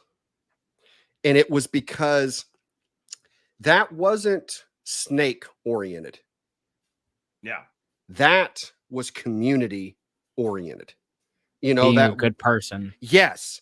And for us to be able to have that conversation in that room and no one get up afterwards pissed off, you know, and go to the corner and start, you know, I don't agree with that. No, none of that happened. Everyone owned it. And it was all, how can we be better? Yep. You know, and the first step to being better is accepting, that bad shit happened, you know, and just thinking of, you know what, if I screw up unintentionally or I'm going to apologize. You know, I'm going to accept my own role in this. And I loved that we had those two little girls in the back. I was just about to bring them up. Yes. Yeah. Go for it. Go for it. I mean, Well, so one of the attendees brought their daughters with him, and I think the older of the two daughters, I don't know exactly how old she was, but she was about the age that I was when I started keeping. And it reminded me of myself. And the whole weekend, that family just kept coming up and talking to me. And afterward on Facebook, I had posted my thoughts on the weekend, and he commented and said how when I think it was the night of the mixer, his daughter had came up behind him and was like, "Oh, it's Miss Kayla," and how she was just like so excited to meet me, and I'm like, "Who, me? What?" Yep. And it like literally, I got emotional being like, because that I was that at one point, and so it's just like it made me feel good that there was someone that young in the audience taking in the entire environment and knowing that she very well could be in my shoes or anyone's shoes in another 20 years from now. Yeah. You know, it was because of that, it was actually a conversation right after that during the break, afterwards that made me realize something about myself. So I think I even mentioned this during that talk, that in my career, I've reported to a lot of female leaders, and I've always been super impressed with them because I could always tell that they always had to be a little more professional than their counterparts. They always had to be a little better, a little stronger. They've had to do a little more to achieve the same level of success as, a lot of, because I've seen guys in their role that I'm just rolling my eyes thinking I can run circles around you. And then I did, but them, no, they were strong, intelligent, and I still respect and communicate with them to this day. But I thought, because when we were talking about, so my wife had asked me, do you ever kind of judge someone when they walk up to your table, like think that they're not going to know something? And I go, well, of course. I think it's human nature that when you see someone, you draw an opinion. Now, how you handle that, that's going to determine your character. But it's a natural reaction to just first impressions, right? And I said, however, it never has anything to do with a man or a woman. There never does a woman walk up to me and that I ever feel, oh, they're not going to know as much. They don't know what they're talking about. It's never that. And I thought that reasoning was because of my involvement with so many, strong leaders that are female in my career. And it wasn't until talking to one of our customers here that has been a local all their life, and he brought up Harp's Pets, which is no longer in business. It's somewhere I worked when I was 15, and it all clicked. And I don't know why I'd never put it together. There was a lady there named Stacy. Still love this woman to this day. Still a very good friend of mine. She is what created the reptile community in my area, 100%. She ran the reptile department there at Harp's. Steve, who takes care of our collection, that's where I met him. There's so many in this community that we met by standing there in the reptile department talking to Stacy, and here comes this person. Here comes this person, because we all just went there to visit her. And she's who taught me how to pop baby snakes. She's who taught me, how to identify different corn morphs. And so I think that and we're talking when I was 9 years old, this lady's teaching me this stuff. And so I think that was for me why that piece never clicked in my mind, that women don't know as much in reptiles, because the person that taught me the most at a point when I knew the least was female, was woman. And so but it didn't click until he said something about it. I'm like, oh my God, that's what it is. That's why it's never registered. I'm not standing up here like I'm a superior man and I'm better than all other men because I never have looked down on women. It finally made sense to me why that never happened with me, why it, that was kicked out way before it could ever develop. So that talk was a very impactful talk for me. And I think that's whenever I realized we were doing something different in that room. We were doing something that was better. We were growing people in that room, at that moment. And we were bringing together the group. So that was the when I checked the box for the day was that talk right there. And you led the conversation by yourself. Sorry, buddy. I literally thought, wow, he's really passionate about this. He's got this. I'm not going to kill this. So, anyhow. Well, I am. I mean, it's not only everything I just said. Not that I'm not, but you know what I mean. I've got a 7-year-old daughter. Yep. And I want her to know that she can do anything and everything. Yep. And, I want her to be just as strong as the young lady who's right here on the podcast with us right now. On that same token, I have students, and I have said this from the onset, that graduate student wise, the women that have been in my lab totally outperform the men that I've had. The end done. That's all I have to say. They're smarter. Ironically, they have way more grit in the field. Like when it comes, like I had this one student, and we do telemetry where we put the radio transmitters on the crayfish, and you have to go out and find the animals. And you're supposed to find the animals like once a day, and you leave them alone. And the damn animals, you let them go at one point, and they go in every direction. So some go upstream, some go downstream. And this is Nicole Ledecky, those of you listening that know me. And I had to actually tell her, she's the only graduate student I had to say, stop. You are doing too much. You've got to leave the crayfish alone, because she was walking upstream 2.5 miles to find one, then walking back downstream, then walking up, downstream another mile to find the other one. And she just wasn't sleeping for days. And she did that for 5 months. So to me, I, as a scientist, at least, I'm objective as hell. I just see a human being. That's all I've ever seen. Mm-hmm. But like you, I look at patterns, and the patterns that I see is that the women that have been in my lab have simply outperformed the men. And if you're one of those men thinking what the hell are you talking about, Loughman? Shut up, sit down. I'm right. You're wrong. That's it. So anyway, and that's one of the things I like about our show is that we try to get as many people with as many different backgrounds on here as possible. Right. And that's the deal. But yeah, so the women in herpetoculture talk. I just thought I'm going to give you props, bud, because you did a great job. I appreciate it. Well, I give those two ladies props. I mean, I tossed a question out, and they really hit it. It's our audience as well. And so we didn't obviously we're going to need to move to the next talk, but I will say that's also the talk that I think there were the most laughs during. So when I say it was pauses, yes, there's clapping, there's laughing, because at one point I screwed up and didn't see a woman who's asking a question, and so here we are. There's so much that went on that was just perfect. That happened with it, and it was a good talk, a good time, all the way around. I also want to commend Kayla because Kayla was a little nervous. Because she kept asking for an outline, and we kept telling her, we're not giving you an outline. That's not how we roll.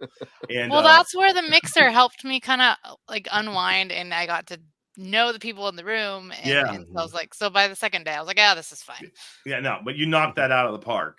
Thank you. So absolutely. And Sarah, same to you, wherever you are. Hopefully you're hearing this. Absolutely. So then we had our break, and that was the break where everybody hit Whitman, and people came up, talked to Kayla and Sarah, and I tried to sneak away to go to the bathroom because I was doing the pee dance in the back of the room and didn't get to. So I don't know how I kept from wetting myself. I don't know what else to say because there was only 2.5 more hours. Somehow we did. And so after the break, we bring on Matt. And obviously, Matt, CCR's original host. And it was really one of the cool moments, I think, was that up on that stage, we had Matt on the stage, and on both sides of the Clint, me, so the triad of CCR. That's the first time I've met Matt. I feel like he's one of my best friends, but at the same time, I'd never actually met him in person. So and then he gave a talk on how to start a project, and basically implying with these imported animals. And it was really nice because he talked about that on the podcast, but hearing him actually talk about it in real life. And one of the best parts about Colubrid Fest is we had some powerful people in Colubrid land in that audience. We had the Zirkle sitting there. John Lasseter came up from Texas. All the previous speakers were in the room. And what was great is the egos kind of went out the door. So, Matt, as he's giving his talk, he's pointing out John, talking about something that John could contribute, and kept referencing the Zirkles over and over again because they both did Old World Rats, and brought in Montross at one point with the locality stuff. And the thing that was interesting about his talk, for me at least, which I liked, is it was basically like, if you're going to do this, buckle up and do it right. That was basically the message. Expect some heartache, expect some wallet hit, and and be prepared. And it's and then go for it. He talked about the importance of it, the importance of choosing the right projects. And that was another one where there was some decent laughs, involved. And I think for us, it certainly was a very it was cool. It was really cool for the three of us to be in the same room. Yeah. We've never been in the same room. Never. All three of us. And Max, who, obviously he was such a huge help Tremendous throughout. help. Yes. Max, we love you, buddy, and are so happy to have you as part of the CCR team. I know he got a picture of Matt on stage and then you and I on either side of the stage. And it was really cool, to kind of see that and to see it not posed, you know what I mean? Where it was a picture taken from the audience of the three of us, all participating in this. And that was really, really cool. So any take homes from that particular talk with Joe and Kayla and Joe? I sadly, as that's the one talk that I work with a bunch of wild caught animals and trying to establish them in captivity. So I wanted to listen to all of that, but I had to step out for part of it and take a phone call. I missed part of it, but I came back in around the time where he's talking about how you have to be prepared to take a financial loss because you will lose some of those animals when you bring in a group. Expect to lose majority of them, and I've experienced that. And so it's with every species that I've brought in, that I'm okay, I need 8 of these animals because I'm going to end up with maybe 2. And it's not always a pair. So it's you got to weigh your odds. And then the same thing of if for the highest success, get them right away. Don't let them sit in limbo. And so it's a lot of those parts of establishing the species. It's I'm glad that he incorporated that into his talk, because that's something that a lot of people don't understand. They think they can just get 2 wild caught animals and slap them together and there you go. And it's way more difficult than that. I agree. Yeah. So if I could take a slight tangent before I talk about his actual talk. If anyone's listened to me talk on podcasts before, I bring up Matt a lot. And that's because over the years, he's one of the first people I found online through social media who really helped inspire the type of collection I want to have, the type of species I want to keep.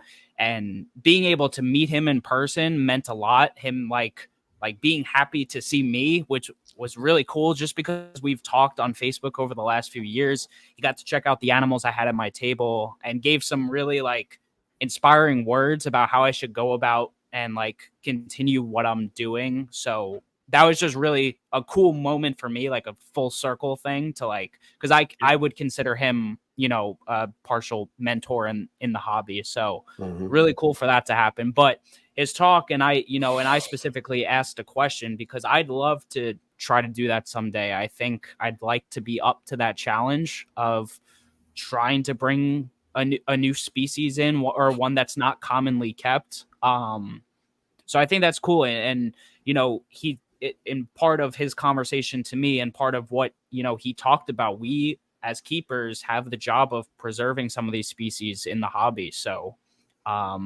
there are going to be people who have to step up to the plate to do that. And if I could help be a part of that, I would like to be. So his talk definitely helped kind of shape that, you know? Mm-hmm.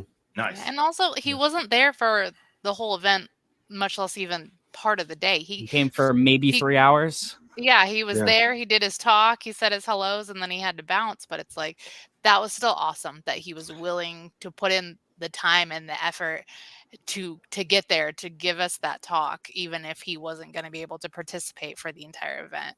Yeah, and we thank Matt for that. I think he had Definitely. flown in from Germany, I think he said something like that, and then was taken off maybe to go to California. I don't remember where he was bouncing to. Florida, right after that.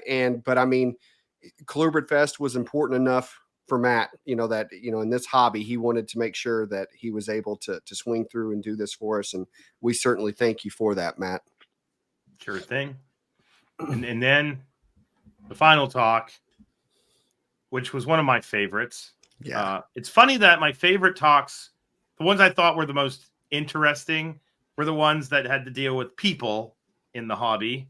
Mm-hmm. And that was our generational talk, where we brought up some people that have been in the hobby for a while. We brought up Joe, who's a relative newcomer, but definitely a force to be reckoned with.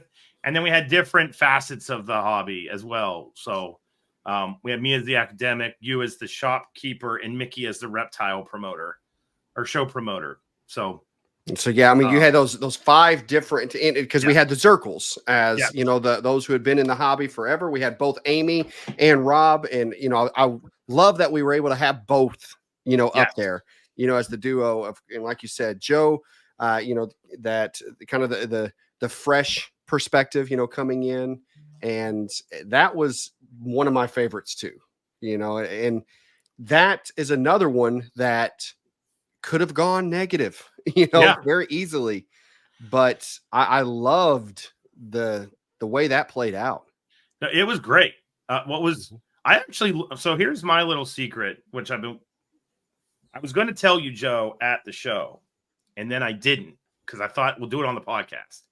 But so it was just interesting to have the different facets talking, and not claws weren't out, but we were still amicably bitching about each other. If that makes any kind of sense at all. But we're in person. There's people there. So when you have your phone, there's no one there. The claws come out. But this was not that. Like, but at the same time, like Rob was joking, and John Lasseter got involved at one point talking about, well, the young people won't listen to us. But then Joe, who handled himself great, was like, well, I don't want to hear. One of the things I really liked is I asked that question about mentors, because in my world growing up, you had a mentor. Like, mentor is a singular term. And when I asked you about, well, like, do you think it's weird not having mentors?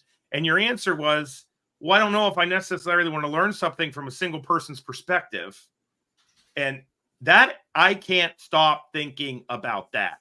I don't know if it's because I'm a teacher, and it was just like, oh, this is why they are the way that they are. You know what I mean? It was kind of like, that makes a whole lot of freaking sense. Because you can get all these different perspectives and then kind of cherry pick the good. But like, you can't get that from talking on social media. You can't get that when you're chatting away in a chat group. You get that by being in front of somebody and just having a conversation. And so that was one of the big, like, aha moments for me. And you provided it, Joe. So thanks. Well, Joe, you actually tossed something. You did something that prompted, to me, like, if you're facilitating, a panel like this, the greatest thing that can happen for you as a facilitator is if you hit that question that you feel perfect, the perfect question, and you actually prompted that in me, is because I'm pretty sure it was you that started with, well, the way that, my generation is looked at is, and you gave the negatives on how people view the up and comers, the younger generation. And because I've lived it. Yes, because I've lived it. Well, and so that was when, you're able to give me that question to, because I took it, I'm like, we're all going to answer this. We're all going to own how the negative, for our particular role. So, and again, go to Patreon, check it out. I asked Zac, as an academic, what's the negative you're viewed at? Joe had already answered. I turned to Rob and Amy, as the experienced group. What's the negative? Rob didn't hesitate. He threw it right out there. Boom. Boom. And it, spot on. Myself, as someone who owns a retail shop and is breeding as a business, what's the negative, that you looked at? Mickey, as a show promoter, what's the negative? Now we're going to stop here for just a second. And forgive me for the tangent. We're going to talk about Mickey. Yep. Okay. Mickey. Because Mickey is someone who's not been talked enough about when it comes to Colubrid Fest. And I need to put some things in perspective for everyone listening to this, for everyone who attended Colubrid Fest, for everyone who had, a wonderful time down there. We know the negative stereotypes given to show promoters. They just care about who's walking and how many's walking through the door, care about the money, this put so many shows everywhere too often, too much, they're just money hungry. Let me tell you something about Mickey. First off, Colubrid Fest would just still be a conversation if it wasn't for that man. 100%. And if Mickey, I know when he listens to this, there's going to be parts of this that are going to embarrass him. I'm sorry, buddy. Mickey footed the bill for that entire damn thing. Every bit of it. Mm-hmm. And if you think for a second he came out ahead, I'd laugh at you. Yes. Out front, in the front of those doors on the show day, Mickey plugged his POS system into the outlet in the wall. They charged him $240 for that. The tickets were $10 a piece at the door. The first 24 people through the door paid for Mickey to plug in his POS system. Okay? That's the kind of through all of this, when we first discussed it, Mickey said, I'm not going to come out ahead on this. He knew it. He didn't bat an eye. Not an eye. Throughout the show, he went for the expensive venue to lock it down and make this happen, covered it all. And not only did he do it, he smiled the entire time because he just wanted this to happen. He wanted Colubrid Fest to happen because he cares about the community. He viewed it as a way for him to give back to the community and to be a part of something educational and special. So I ask, if you're listening to this and you have a Show Me show near you, go to it. Support those that support the community. And if you see Mickey, tell him thanks. Let him know you're at that show because of that kind of action right there. If you're a breeder and a seller, sign up for the Show Me Marketplace. Help those that help us, because I cannot thank that man enough for taking this vision and this dream that Zac and I had bouncing around our heads, barbecue or not. Mm-hmm. And he made it happen. He put the nuts and bolts together and brought it to us. Yeah, we have no mechanism to do that. I can't do that. I'm a professor at a school in West Virginia. And then Clint's at Metazotics, but we had the idea, we had the vision. We had to literally get somebody to buy in and support the vision. Yeah. And the thing that was great about Mickey, and I can say this because Clint knew Mickey. I don't know Mickey. This is, I'm just being told by Clint, this guy named Mickey who does Show Me Reptiles. We don't have Show Me Reptile shows around me. So I was introduced to Mickey through this process. But I have to say that I was incredibly impressed. And what was awesome is he just saw the vision. It's authentic. It's not a scheme or whatever. And the other thing is, he's the one, when we skip to this auction we're going to talk about, he flat out immediately jumped on the auction's got to go to conservation. We did not say that to Mickey. We had it in our heads. Mickey said, well, the auction's got to go to conservation because if we're doing a Colubrid-centric thing. So, that's this guy. All righty. So legit as can be, and very pleasant and great and fun. And I know plenty of people in business that would have been freaking out because they weren't going to get to black. And yeah, he cared. I don't want to give the impression he doesn't care, but at the same time, he saw the vision, and the vision is what mattered. So big time props to Mickey. And I enjoyed hanging out with the guy. And his whole team. His whole team. Everybody was Show Me. Yes. Made it happen. Yeah. But that last talk was great. I loved it. And then the day's over, but it's not over. We all run off to dinner. We didn't run off. I didn't run off to dinner. I didn't leave that room. We had to work all the auction pieces before everybody came back from dinner. And we've got the auction. And the auction was insane. So I've only been to IHS auctions. And the crazy thing is that this auction is going to benefit my students and I. And so I told my students, I called Tyler, we named Vanna, and Stanley, we named White. So we had Vanna White up there. And their job was to take the items that were given to the auction. And I want to say a little bit about this. And this is going to be my piece, because we had people. April and David sent us snakes from Florida to put into the auction. We had people sending us materials from all over the country that couldn't be there but saw the vision coming to the auction. We had people show up that brought stuff to the auction. We had untold numbers of Metazotic customers giving tremendous things to the auction. And I can tell you that this auction, which came back to us, it's going to be funding the hognose research that my applied herpetology and herpetoculture lab is going to be doing. And it's going to literally be helping future conservationists. And I just want to say, we put our money where our mouth is. This is incredible. This is the part that gave me chills, really gave me chills, because we only had we had those 100 people, and the auctions I've gone to had a couple hundred people, but people wanted to participate, to help the students and the research and the snakes. I mean, it was for the freaking snakes. How'd you get any better than that? You know what I mean? So I don't know. I start getting like damn near teary eyed when I talk about that auction. I came back and told all my professors that I work with, like, yo, I had support from people. They think it's incredible. So, and one of the guys that was at the show, Scott, has reached out with some ideas for us to kind of move forward, because this could literally be a potential model for how we move. Like, I'm about to go on Project Herpetoculture and talk about conservation and herpetoculture. And now I get to literally talk about what we did. Like, how cool is that? So if you participated in that auction in any way, if you sat in the room and didn't get anything, but you were there, thank you.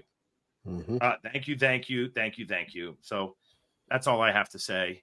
We'll talk. Well, and we raised over $11,000, which that's incredible. Like, I told Clint, what the hell? I spent 8 hours writing a grant for $2,500 that I then had to spend 2 days cleaning up.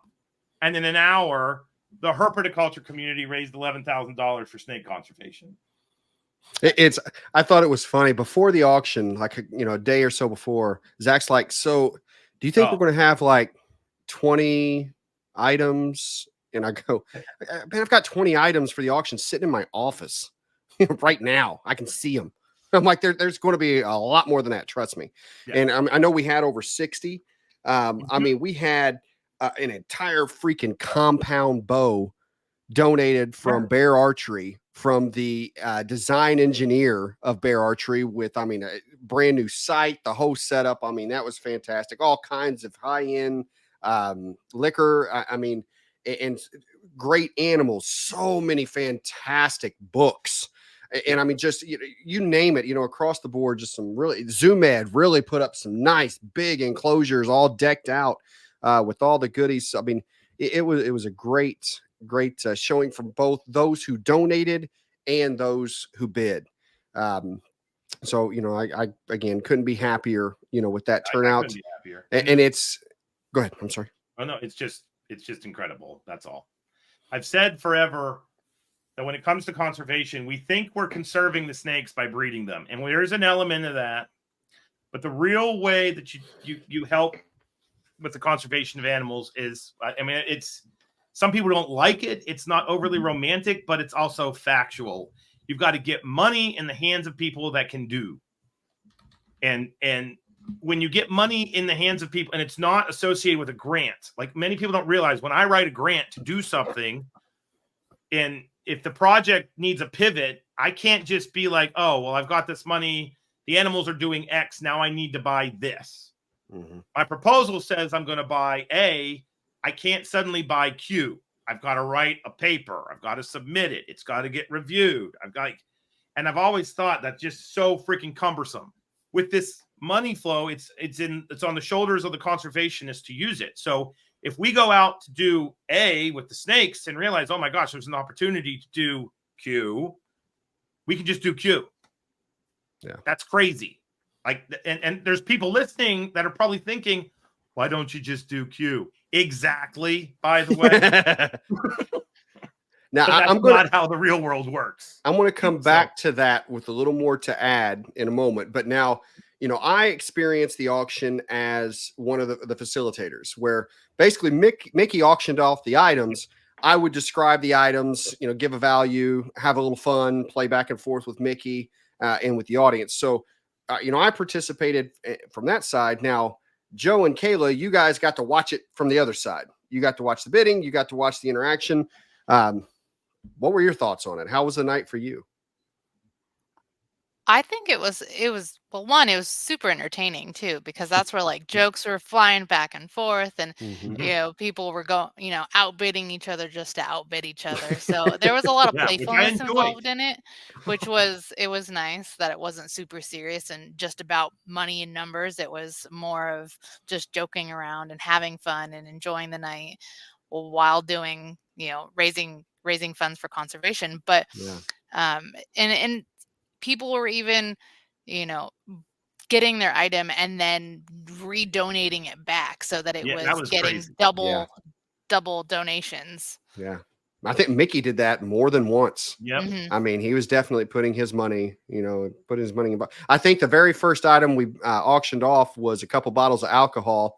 Mickey made sure that he won it, opened them up, and then just sent them out to the audience. Sent them out to the crowd. Yep. Now, we were probably lubricating some wallets, but that was it was a good time for sure. And the poop pillow.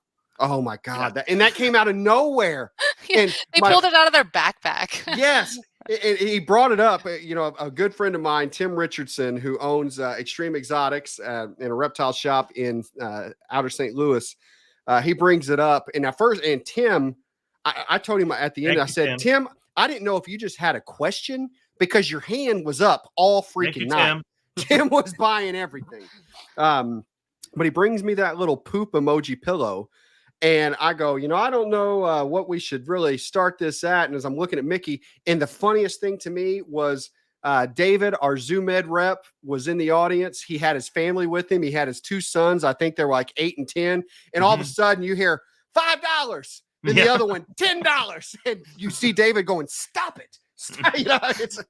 It was so funny. So, that was really a good time.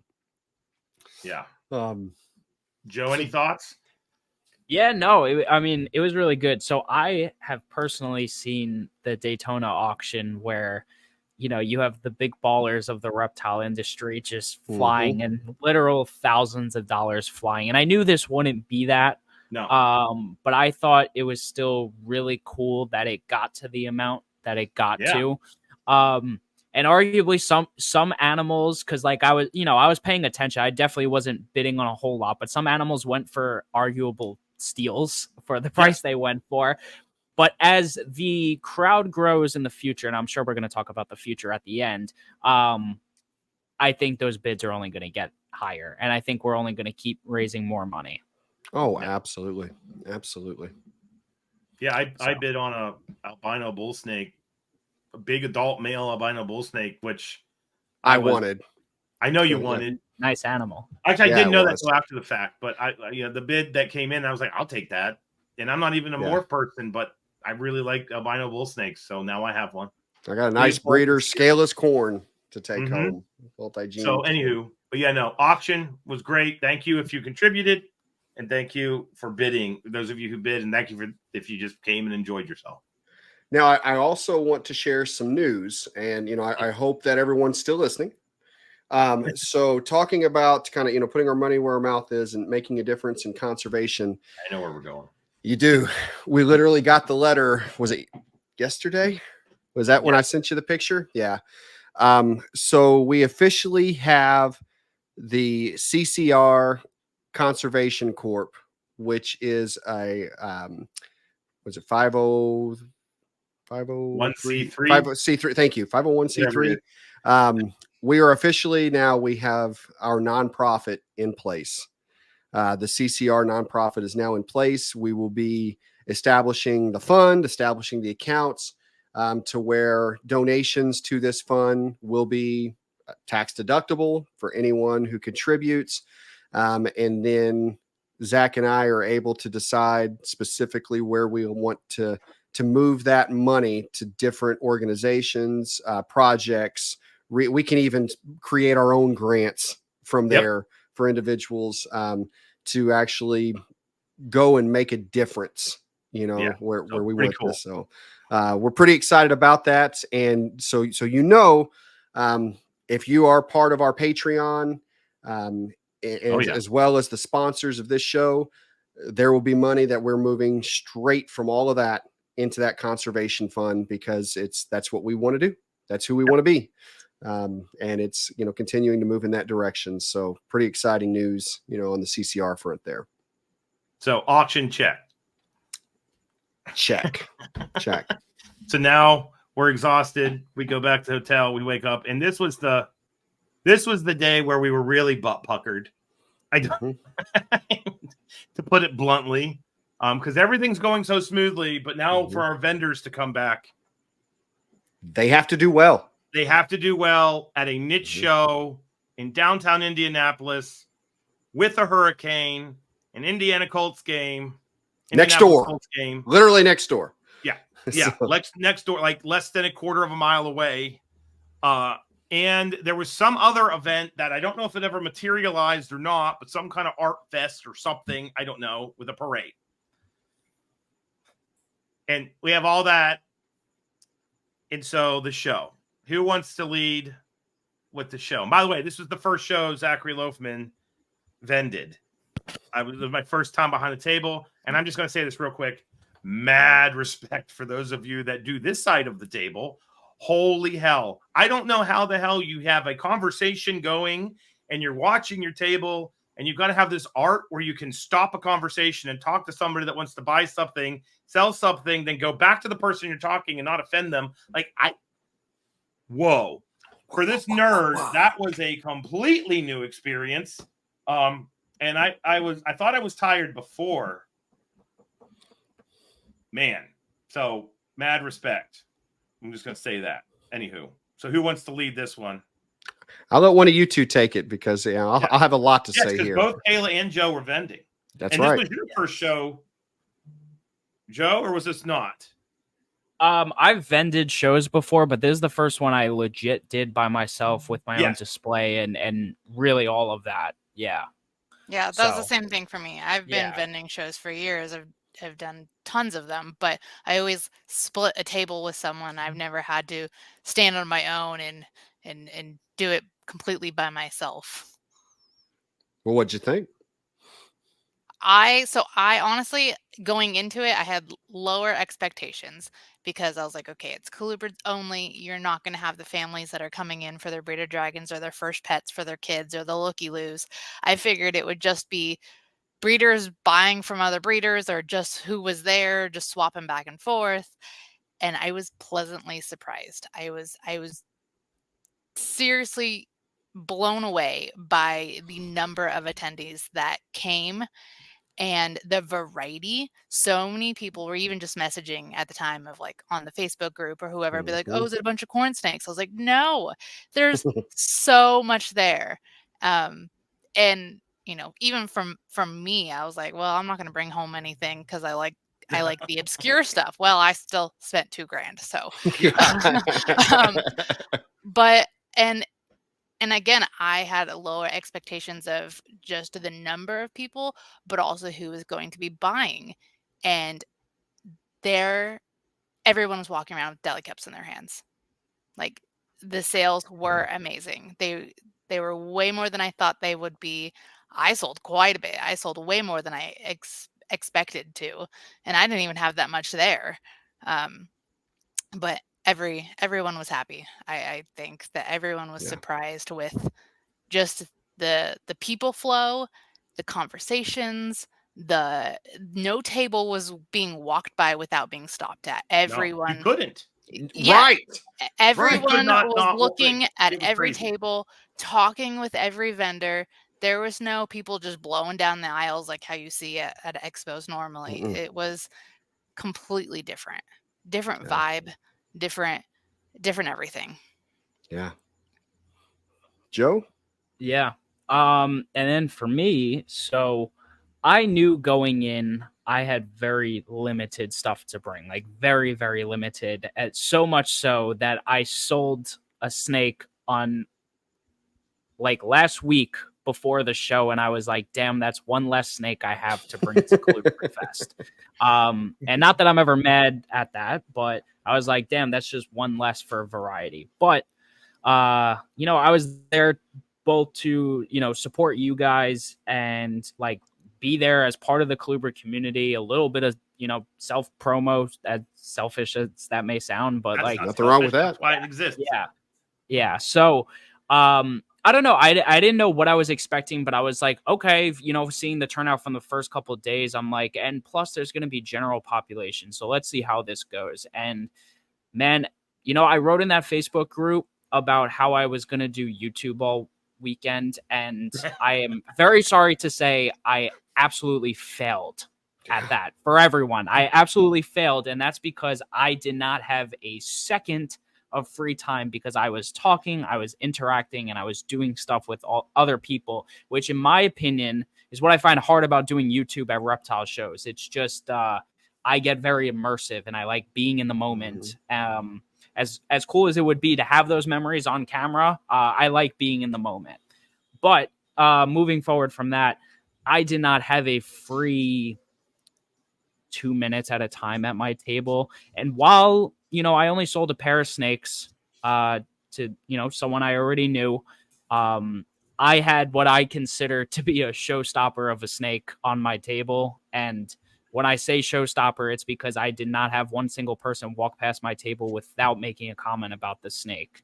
I know exactly which one you're talking about because I did the same damn thing. Yeah. I stopped over there and said something about it. Yeah. And to be able, and this is what I like about shows, is being able to take something like that, and even though I had it as a not for sale animal, and being able to educate people about what that animal was scientifically, just like what's going on and all the genetics and whatnot, and about how that it's a scaleless Texas rat snake, and about how those kind of scaleless snakes are okay, but like the scaleless ball pythons, I would say no ethically.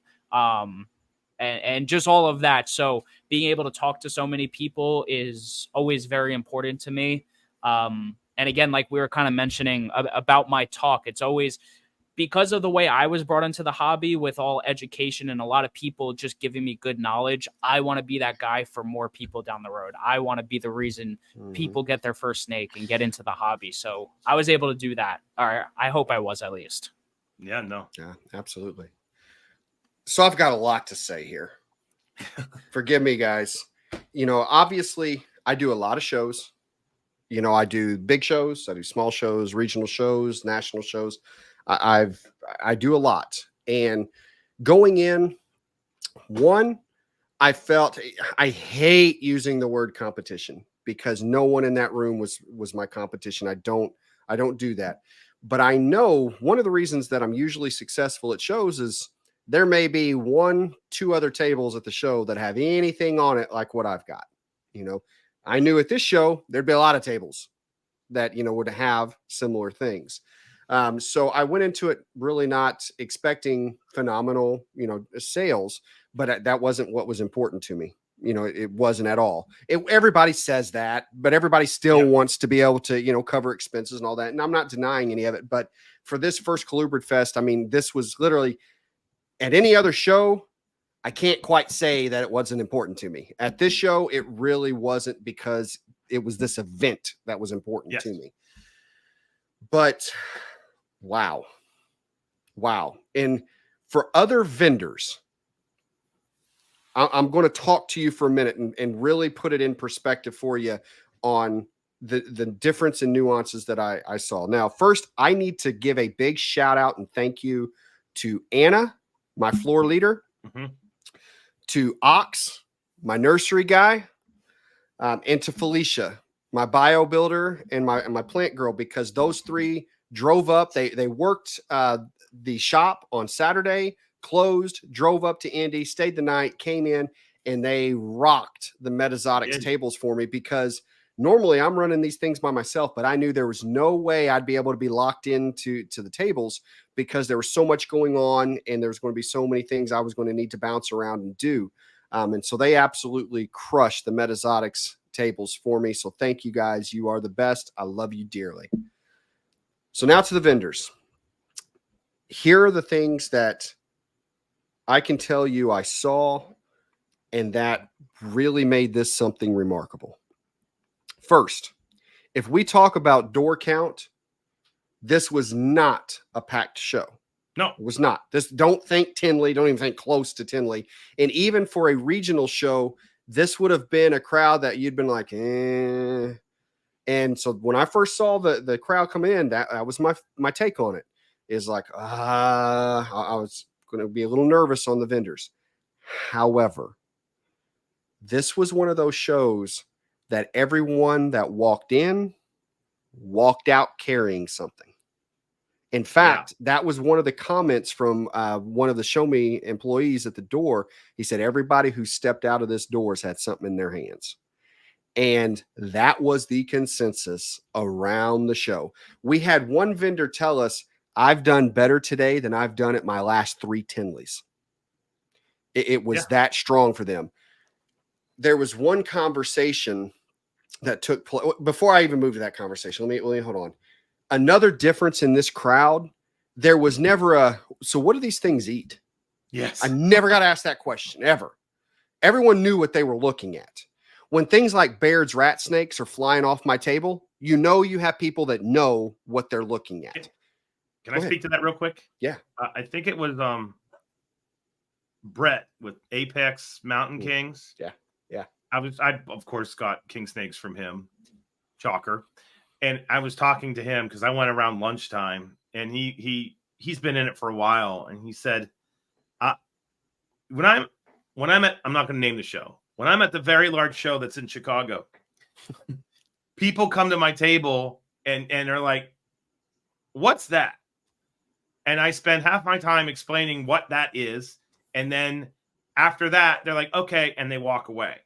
This show, I had people coming to me and saying, "What kind of Leonis do you have? What locality of Yuma King is this?" Like, he basically was like, the client, these people came educated. They came with a mission. And then he got to, like, after he made a sale, nerd out with somebody. And he's like, I haven't done this in forever. So, and that was the vibe that I picked up, because I was also worried based off what you and Mickey were saying.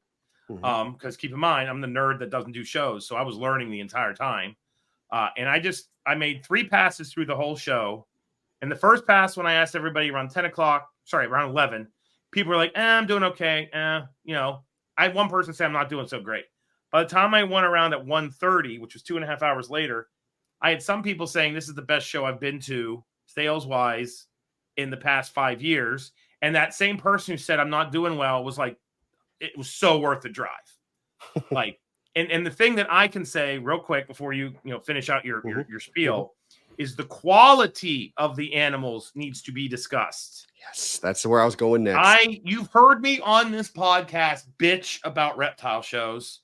If you know me by now, and you go to the table of imported husks, like skeletons with skin, that did not happen. No. Damn near everything in that room was captive born. And there was just a level of expertise with the vendors that you just don't like. Nobody was in there doing this. People were there to make money. It's disingenuous to say they weren't, but they were also very passionate about what they were doing. Yes. I talked to somebody for an hour and a half, or sorry, not an hour and a half. I didn't have an hour and a half. I talked to them for like 20 minutes about speckled king snakes. Like, how the hell do I get these things to eat? Oh, you do this. I got a new trick. I'm trying it tomorrow. You know what I mean? So no, and the diversity was insane. We'll talk about the diversity in a minute because that has to be discussed. But I'm going to pitch it back to you. I just wanted to get that out.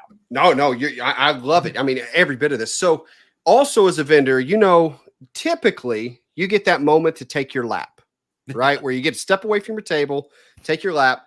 And normally you're walking, scanning table. Ooh, Colubrid. You stop, you scan. You know, there's something catches your eye. You could not do that at this show. Every single table you had to scan because there's things on it you enjoy. I mean, I could not walk past anything or anyone. I had to stop and look at every table because there was something interesting on all of them. I mean, so there was no quick lap. That did not occur. It was, I can go through this and then I got to go back to my table because that just took me an hour. You know, it's I've got to go check on my people.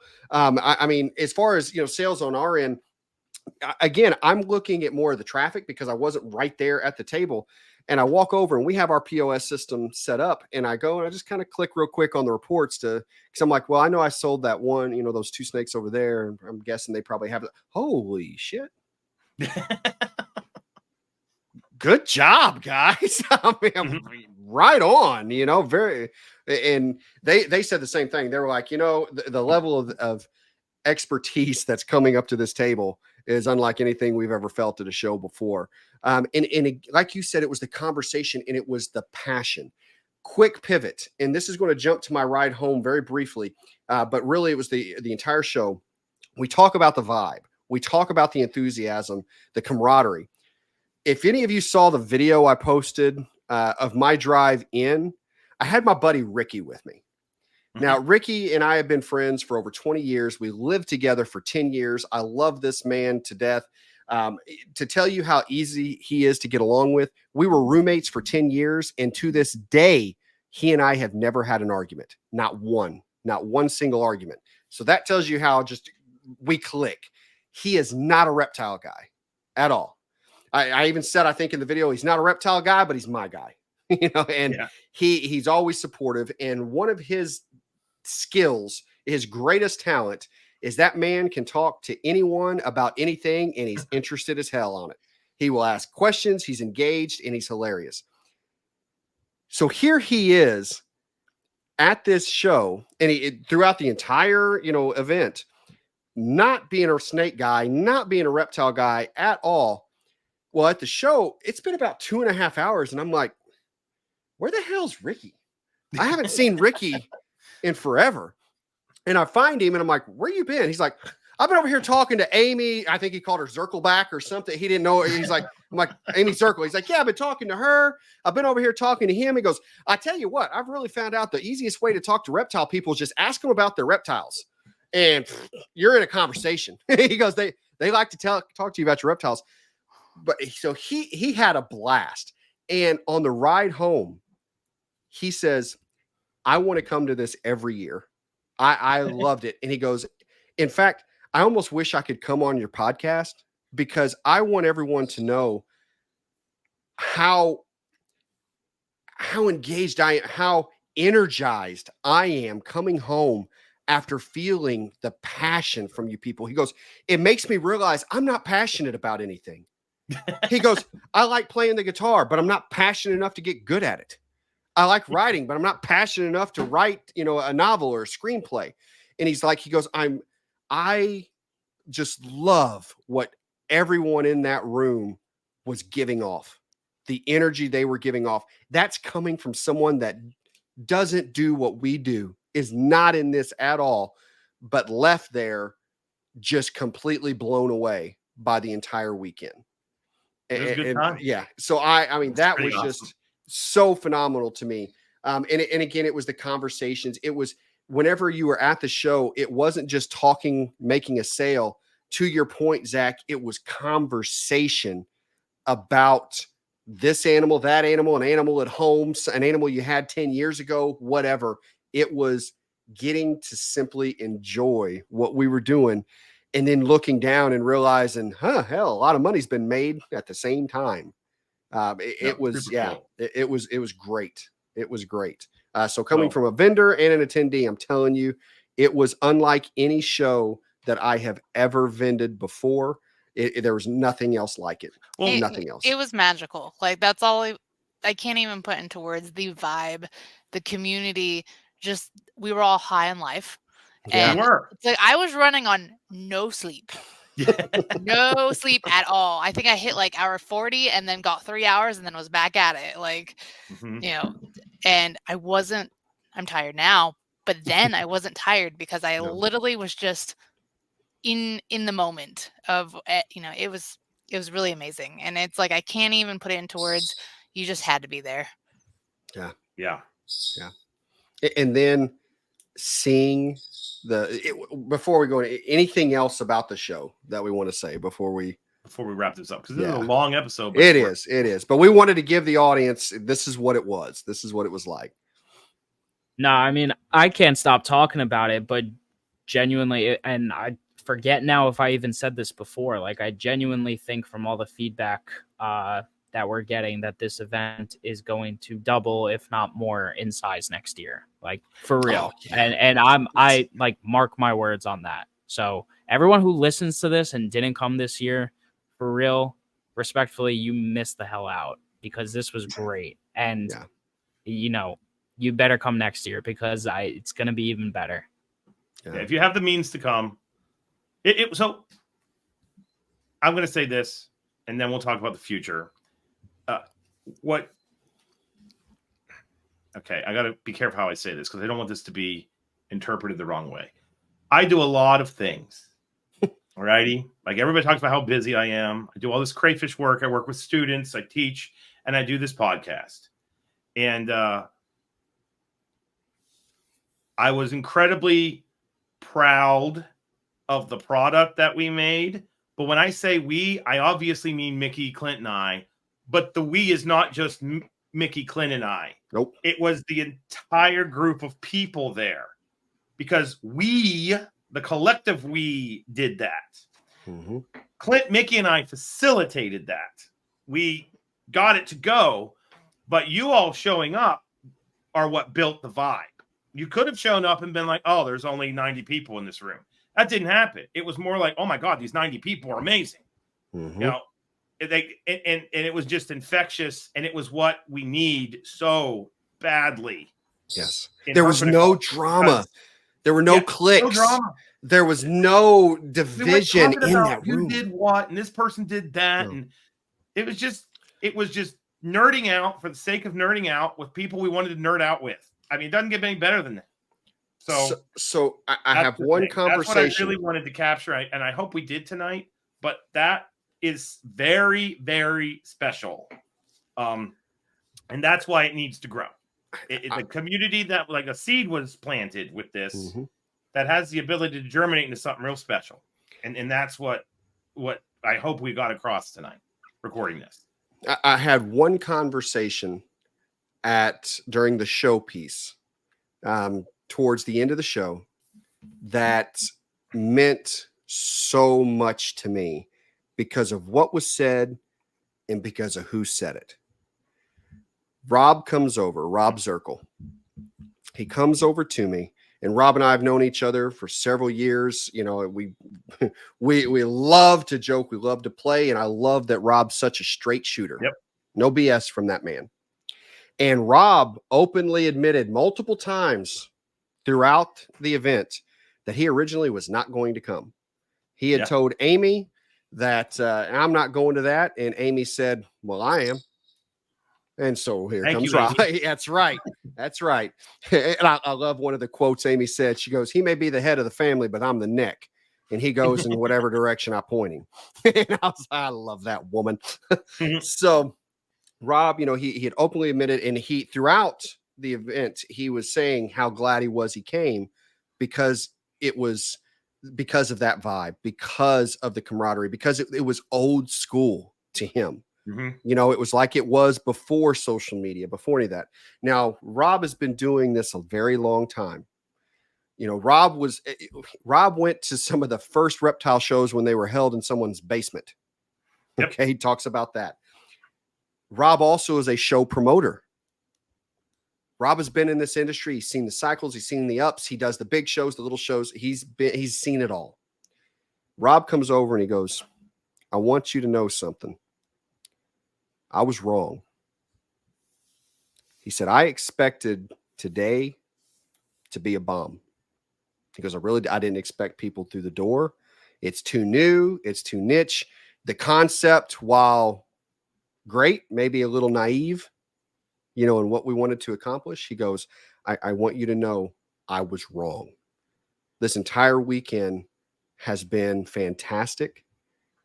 You guys, and he goes, and I didn't expect it to fail due to any fault of you. You guys did a great job at putting it together, at putting it out there. He said, not only has this weekend been phenomenal, this show, he said, hell, I'm hoping Amy left some stuff at home because I don't know what I'm taking to Tinley. It's because of how well he did. And he goes, I am pleasantly surprised. This has been fantastic. And I thank you guys for doing it.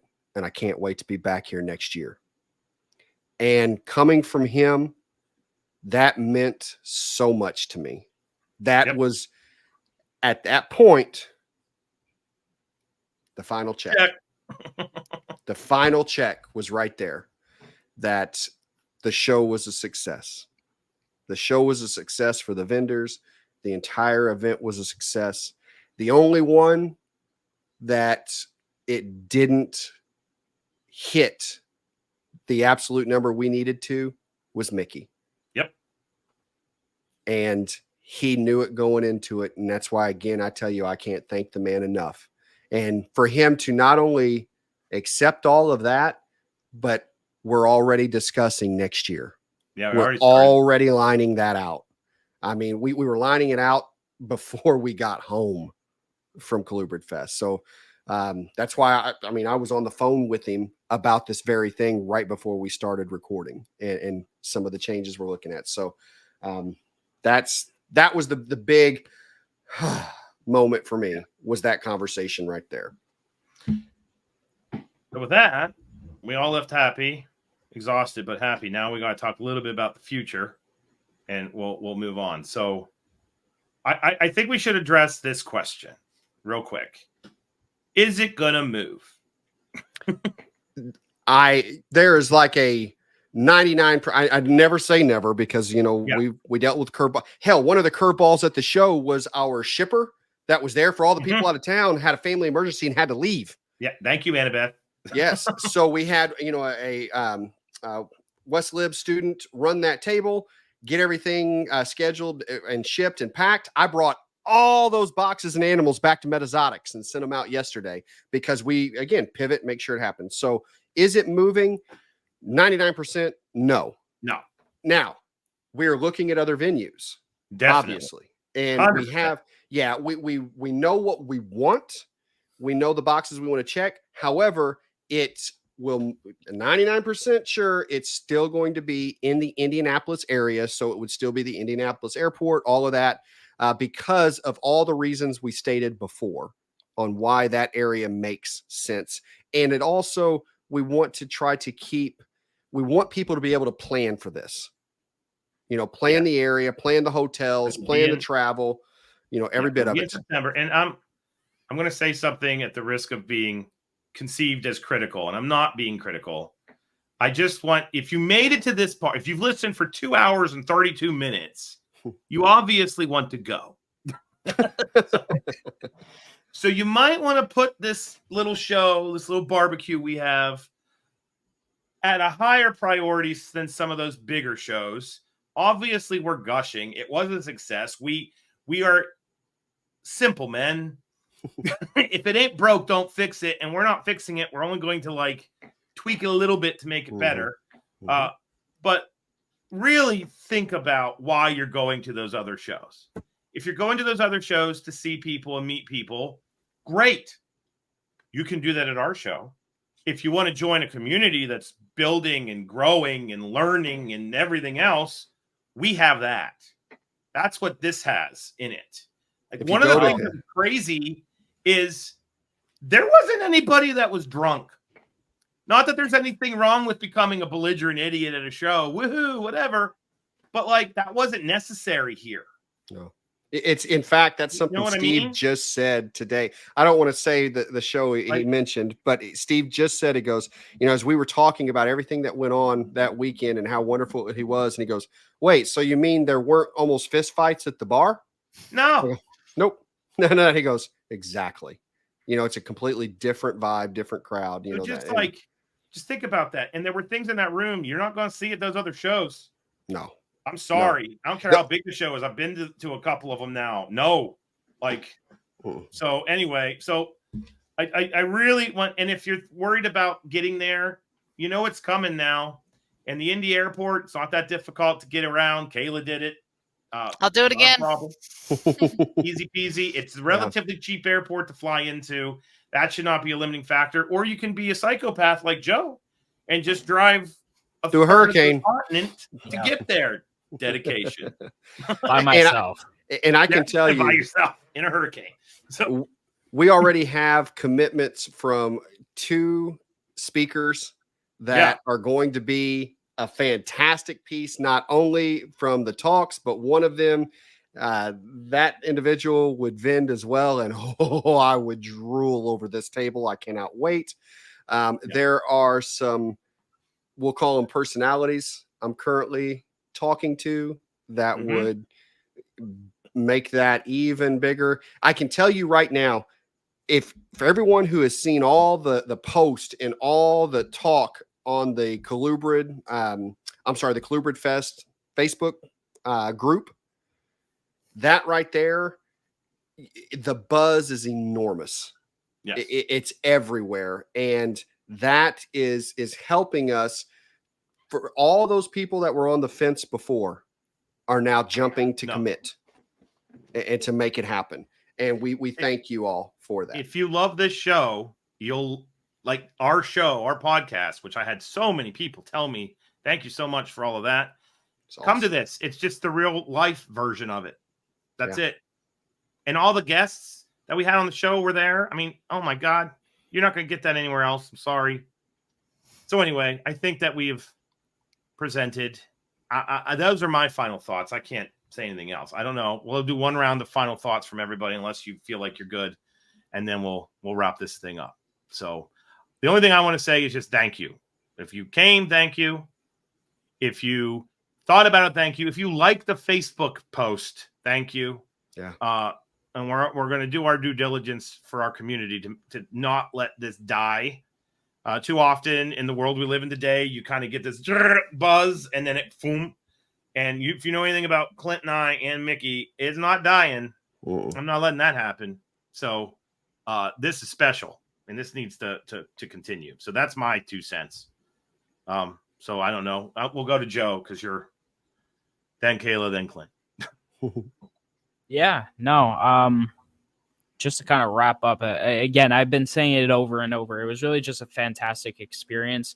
To go off of what you were saying, if you saw the people, if you were on looking from social media and saw the people that attended this show, there is no other show that you are going to get all those people in the same room in. It's not going to happen at Tinley. It's not going to happen at Daytona, nor at any of the other major big shows. They were all at Colubrid Fest.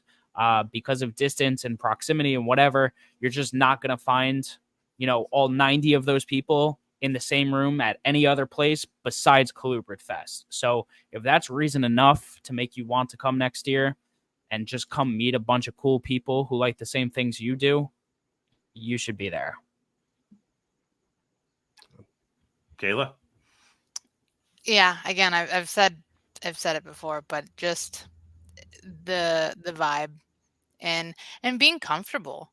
Like I'm not a people person. I'm actually really not social. I get in the expos and the shows to be social because of those are my people. But other than that, I'm kind of reserved and kind of held back.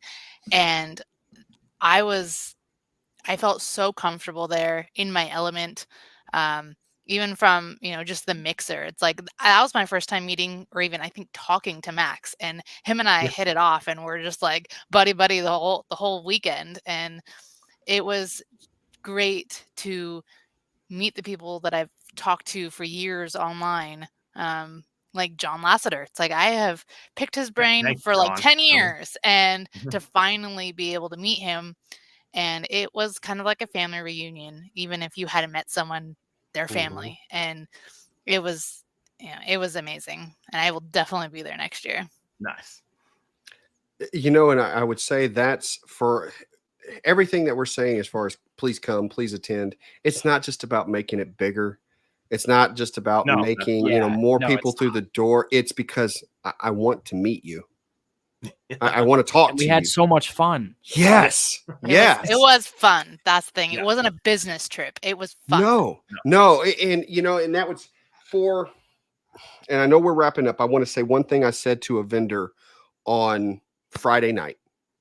Friday night, when the vendors were setting up, one of the vendors asked, so, Saturday, have you guys thought about only doing the talks half the day, the other half, selling? And it goes back to that mentality we're accustomed to of a 2-day show. If we're here this long, we need all this time to make the sales. And I said, no, haven't thought about doing that. And here's why. Because I promise you, the greatest gift I can give you as a vendor is for the entire day Saturday for you to not have to worry about a damn thing in that room next door. So you don't have to worry about your table. You don't have to worry about making a sale. You don't have to worry about conversating on an animal in an attempt for it to go home with someone else.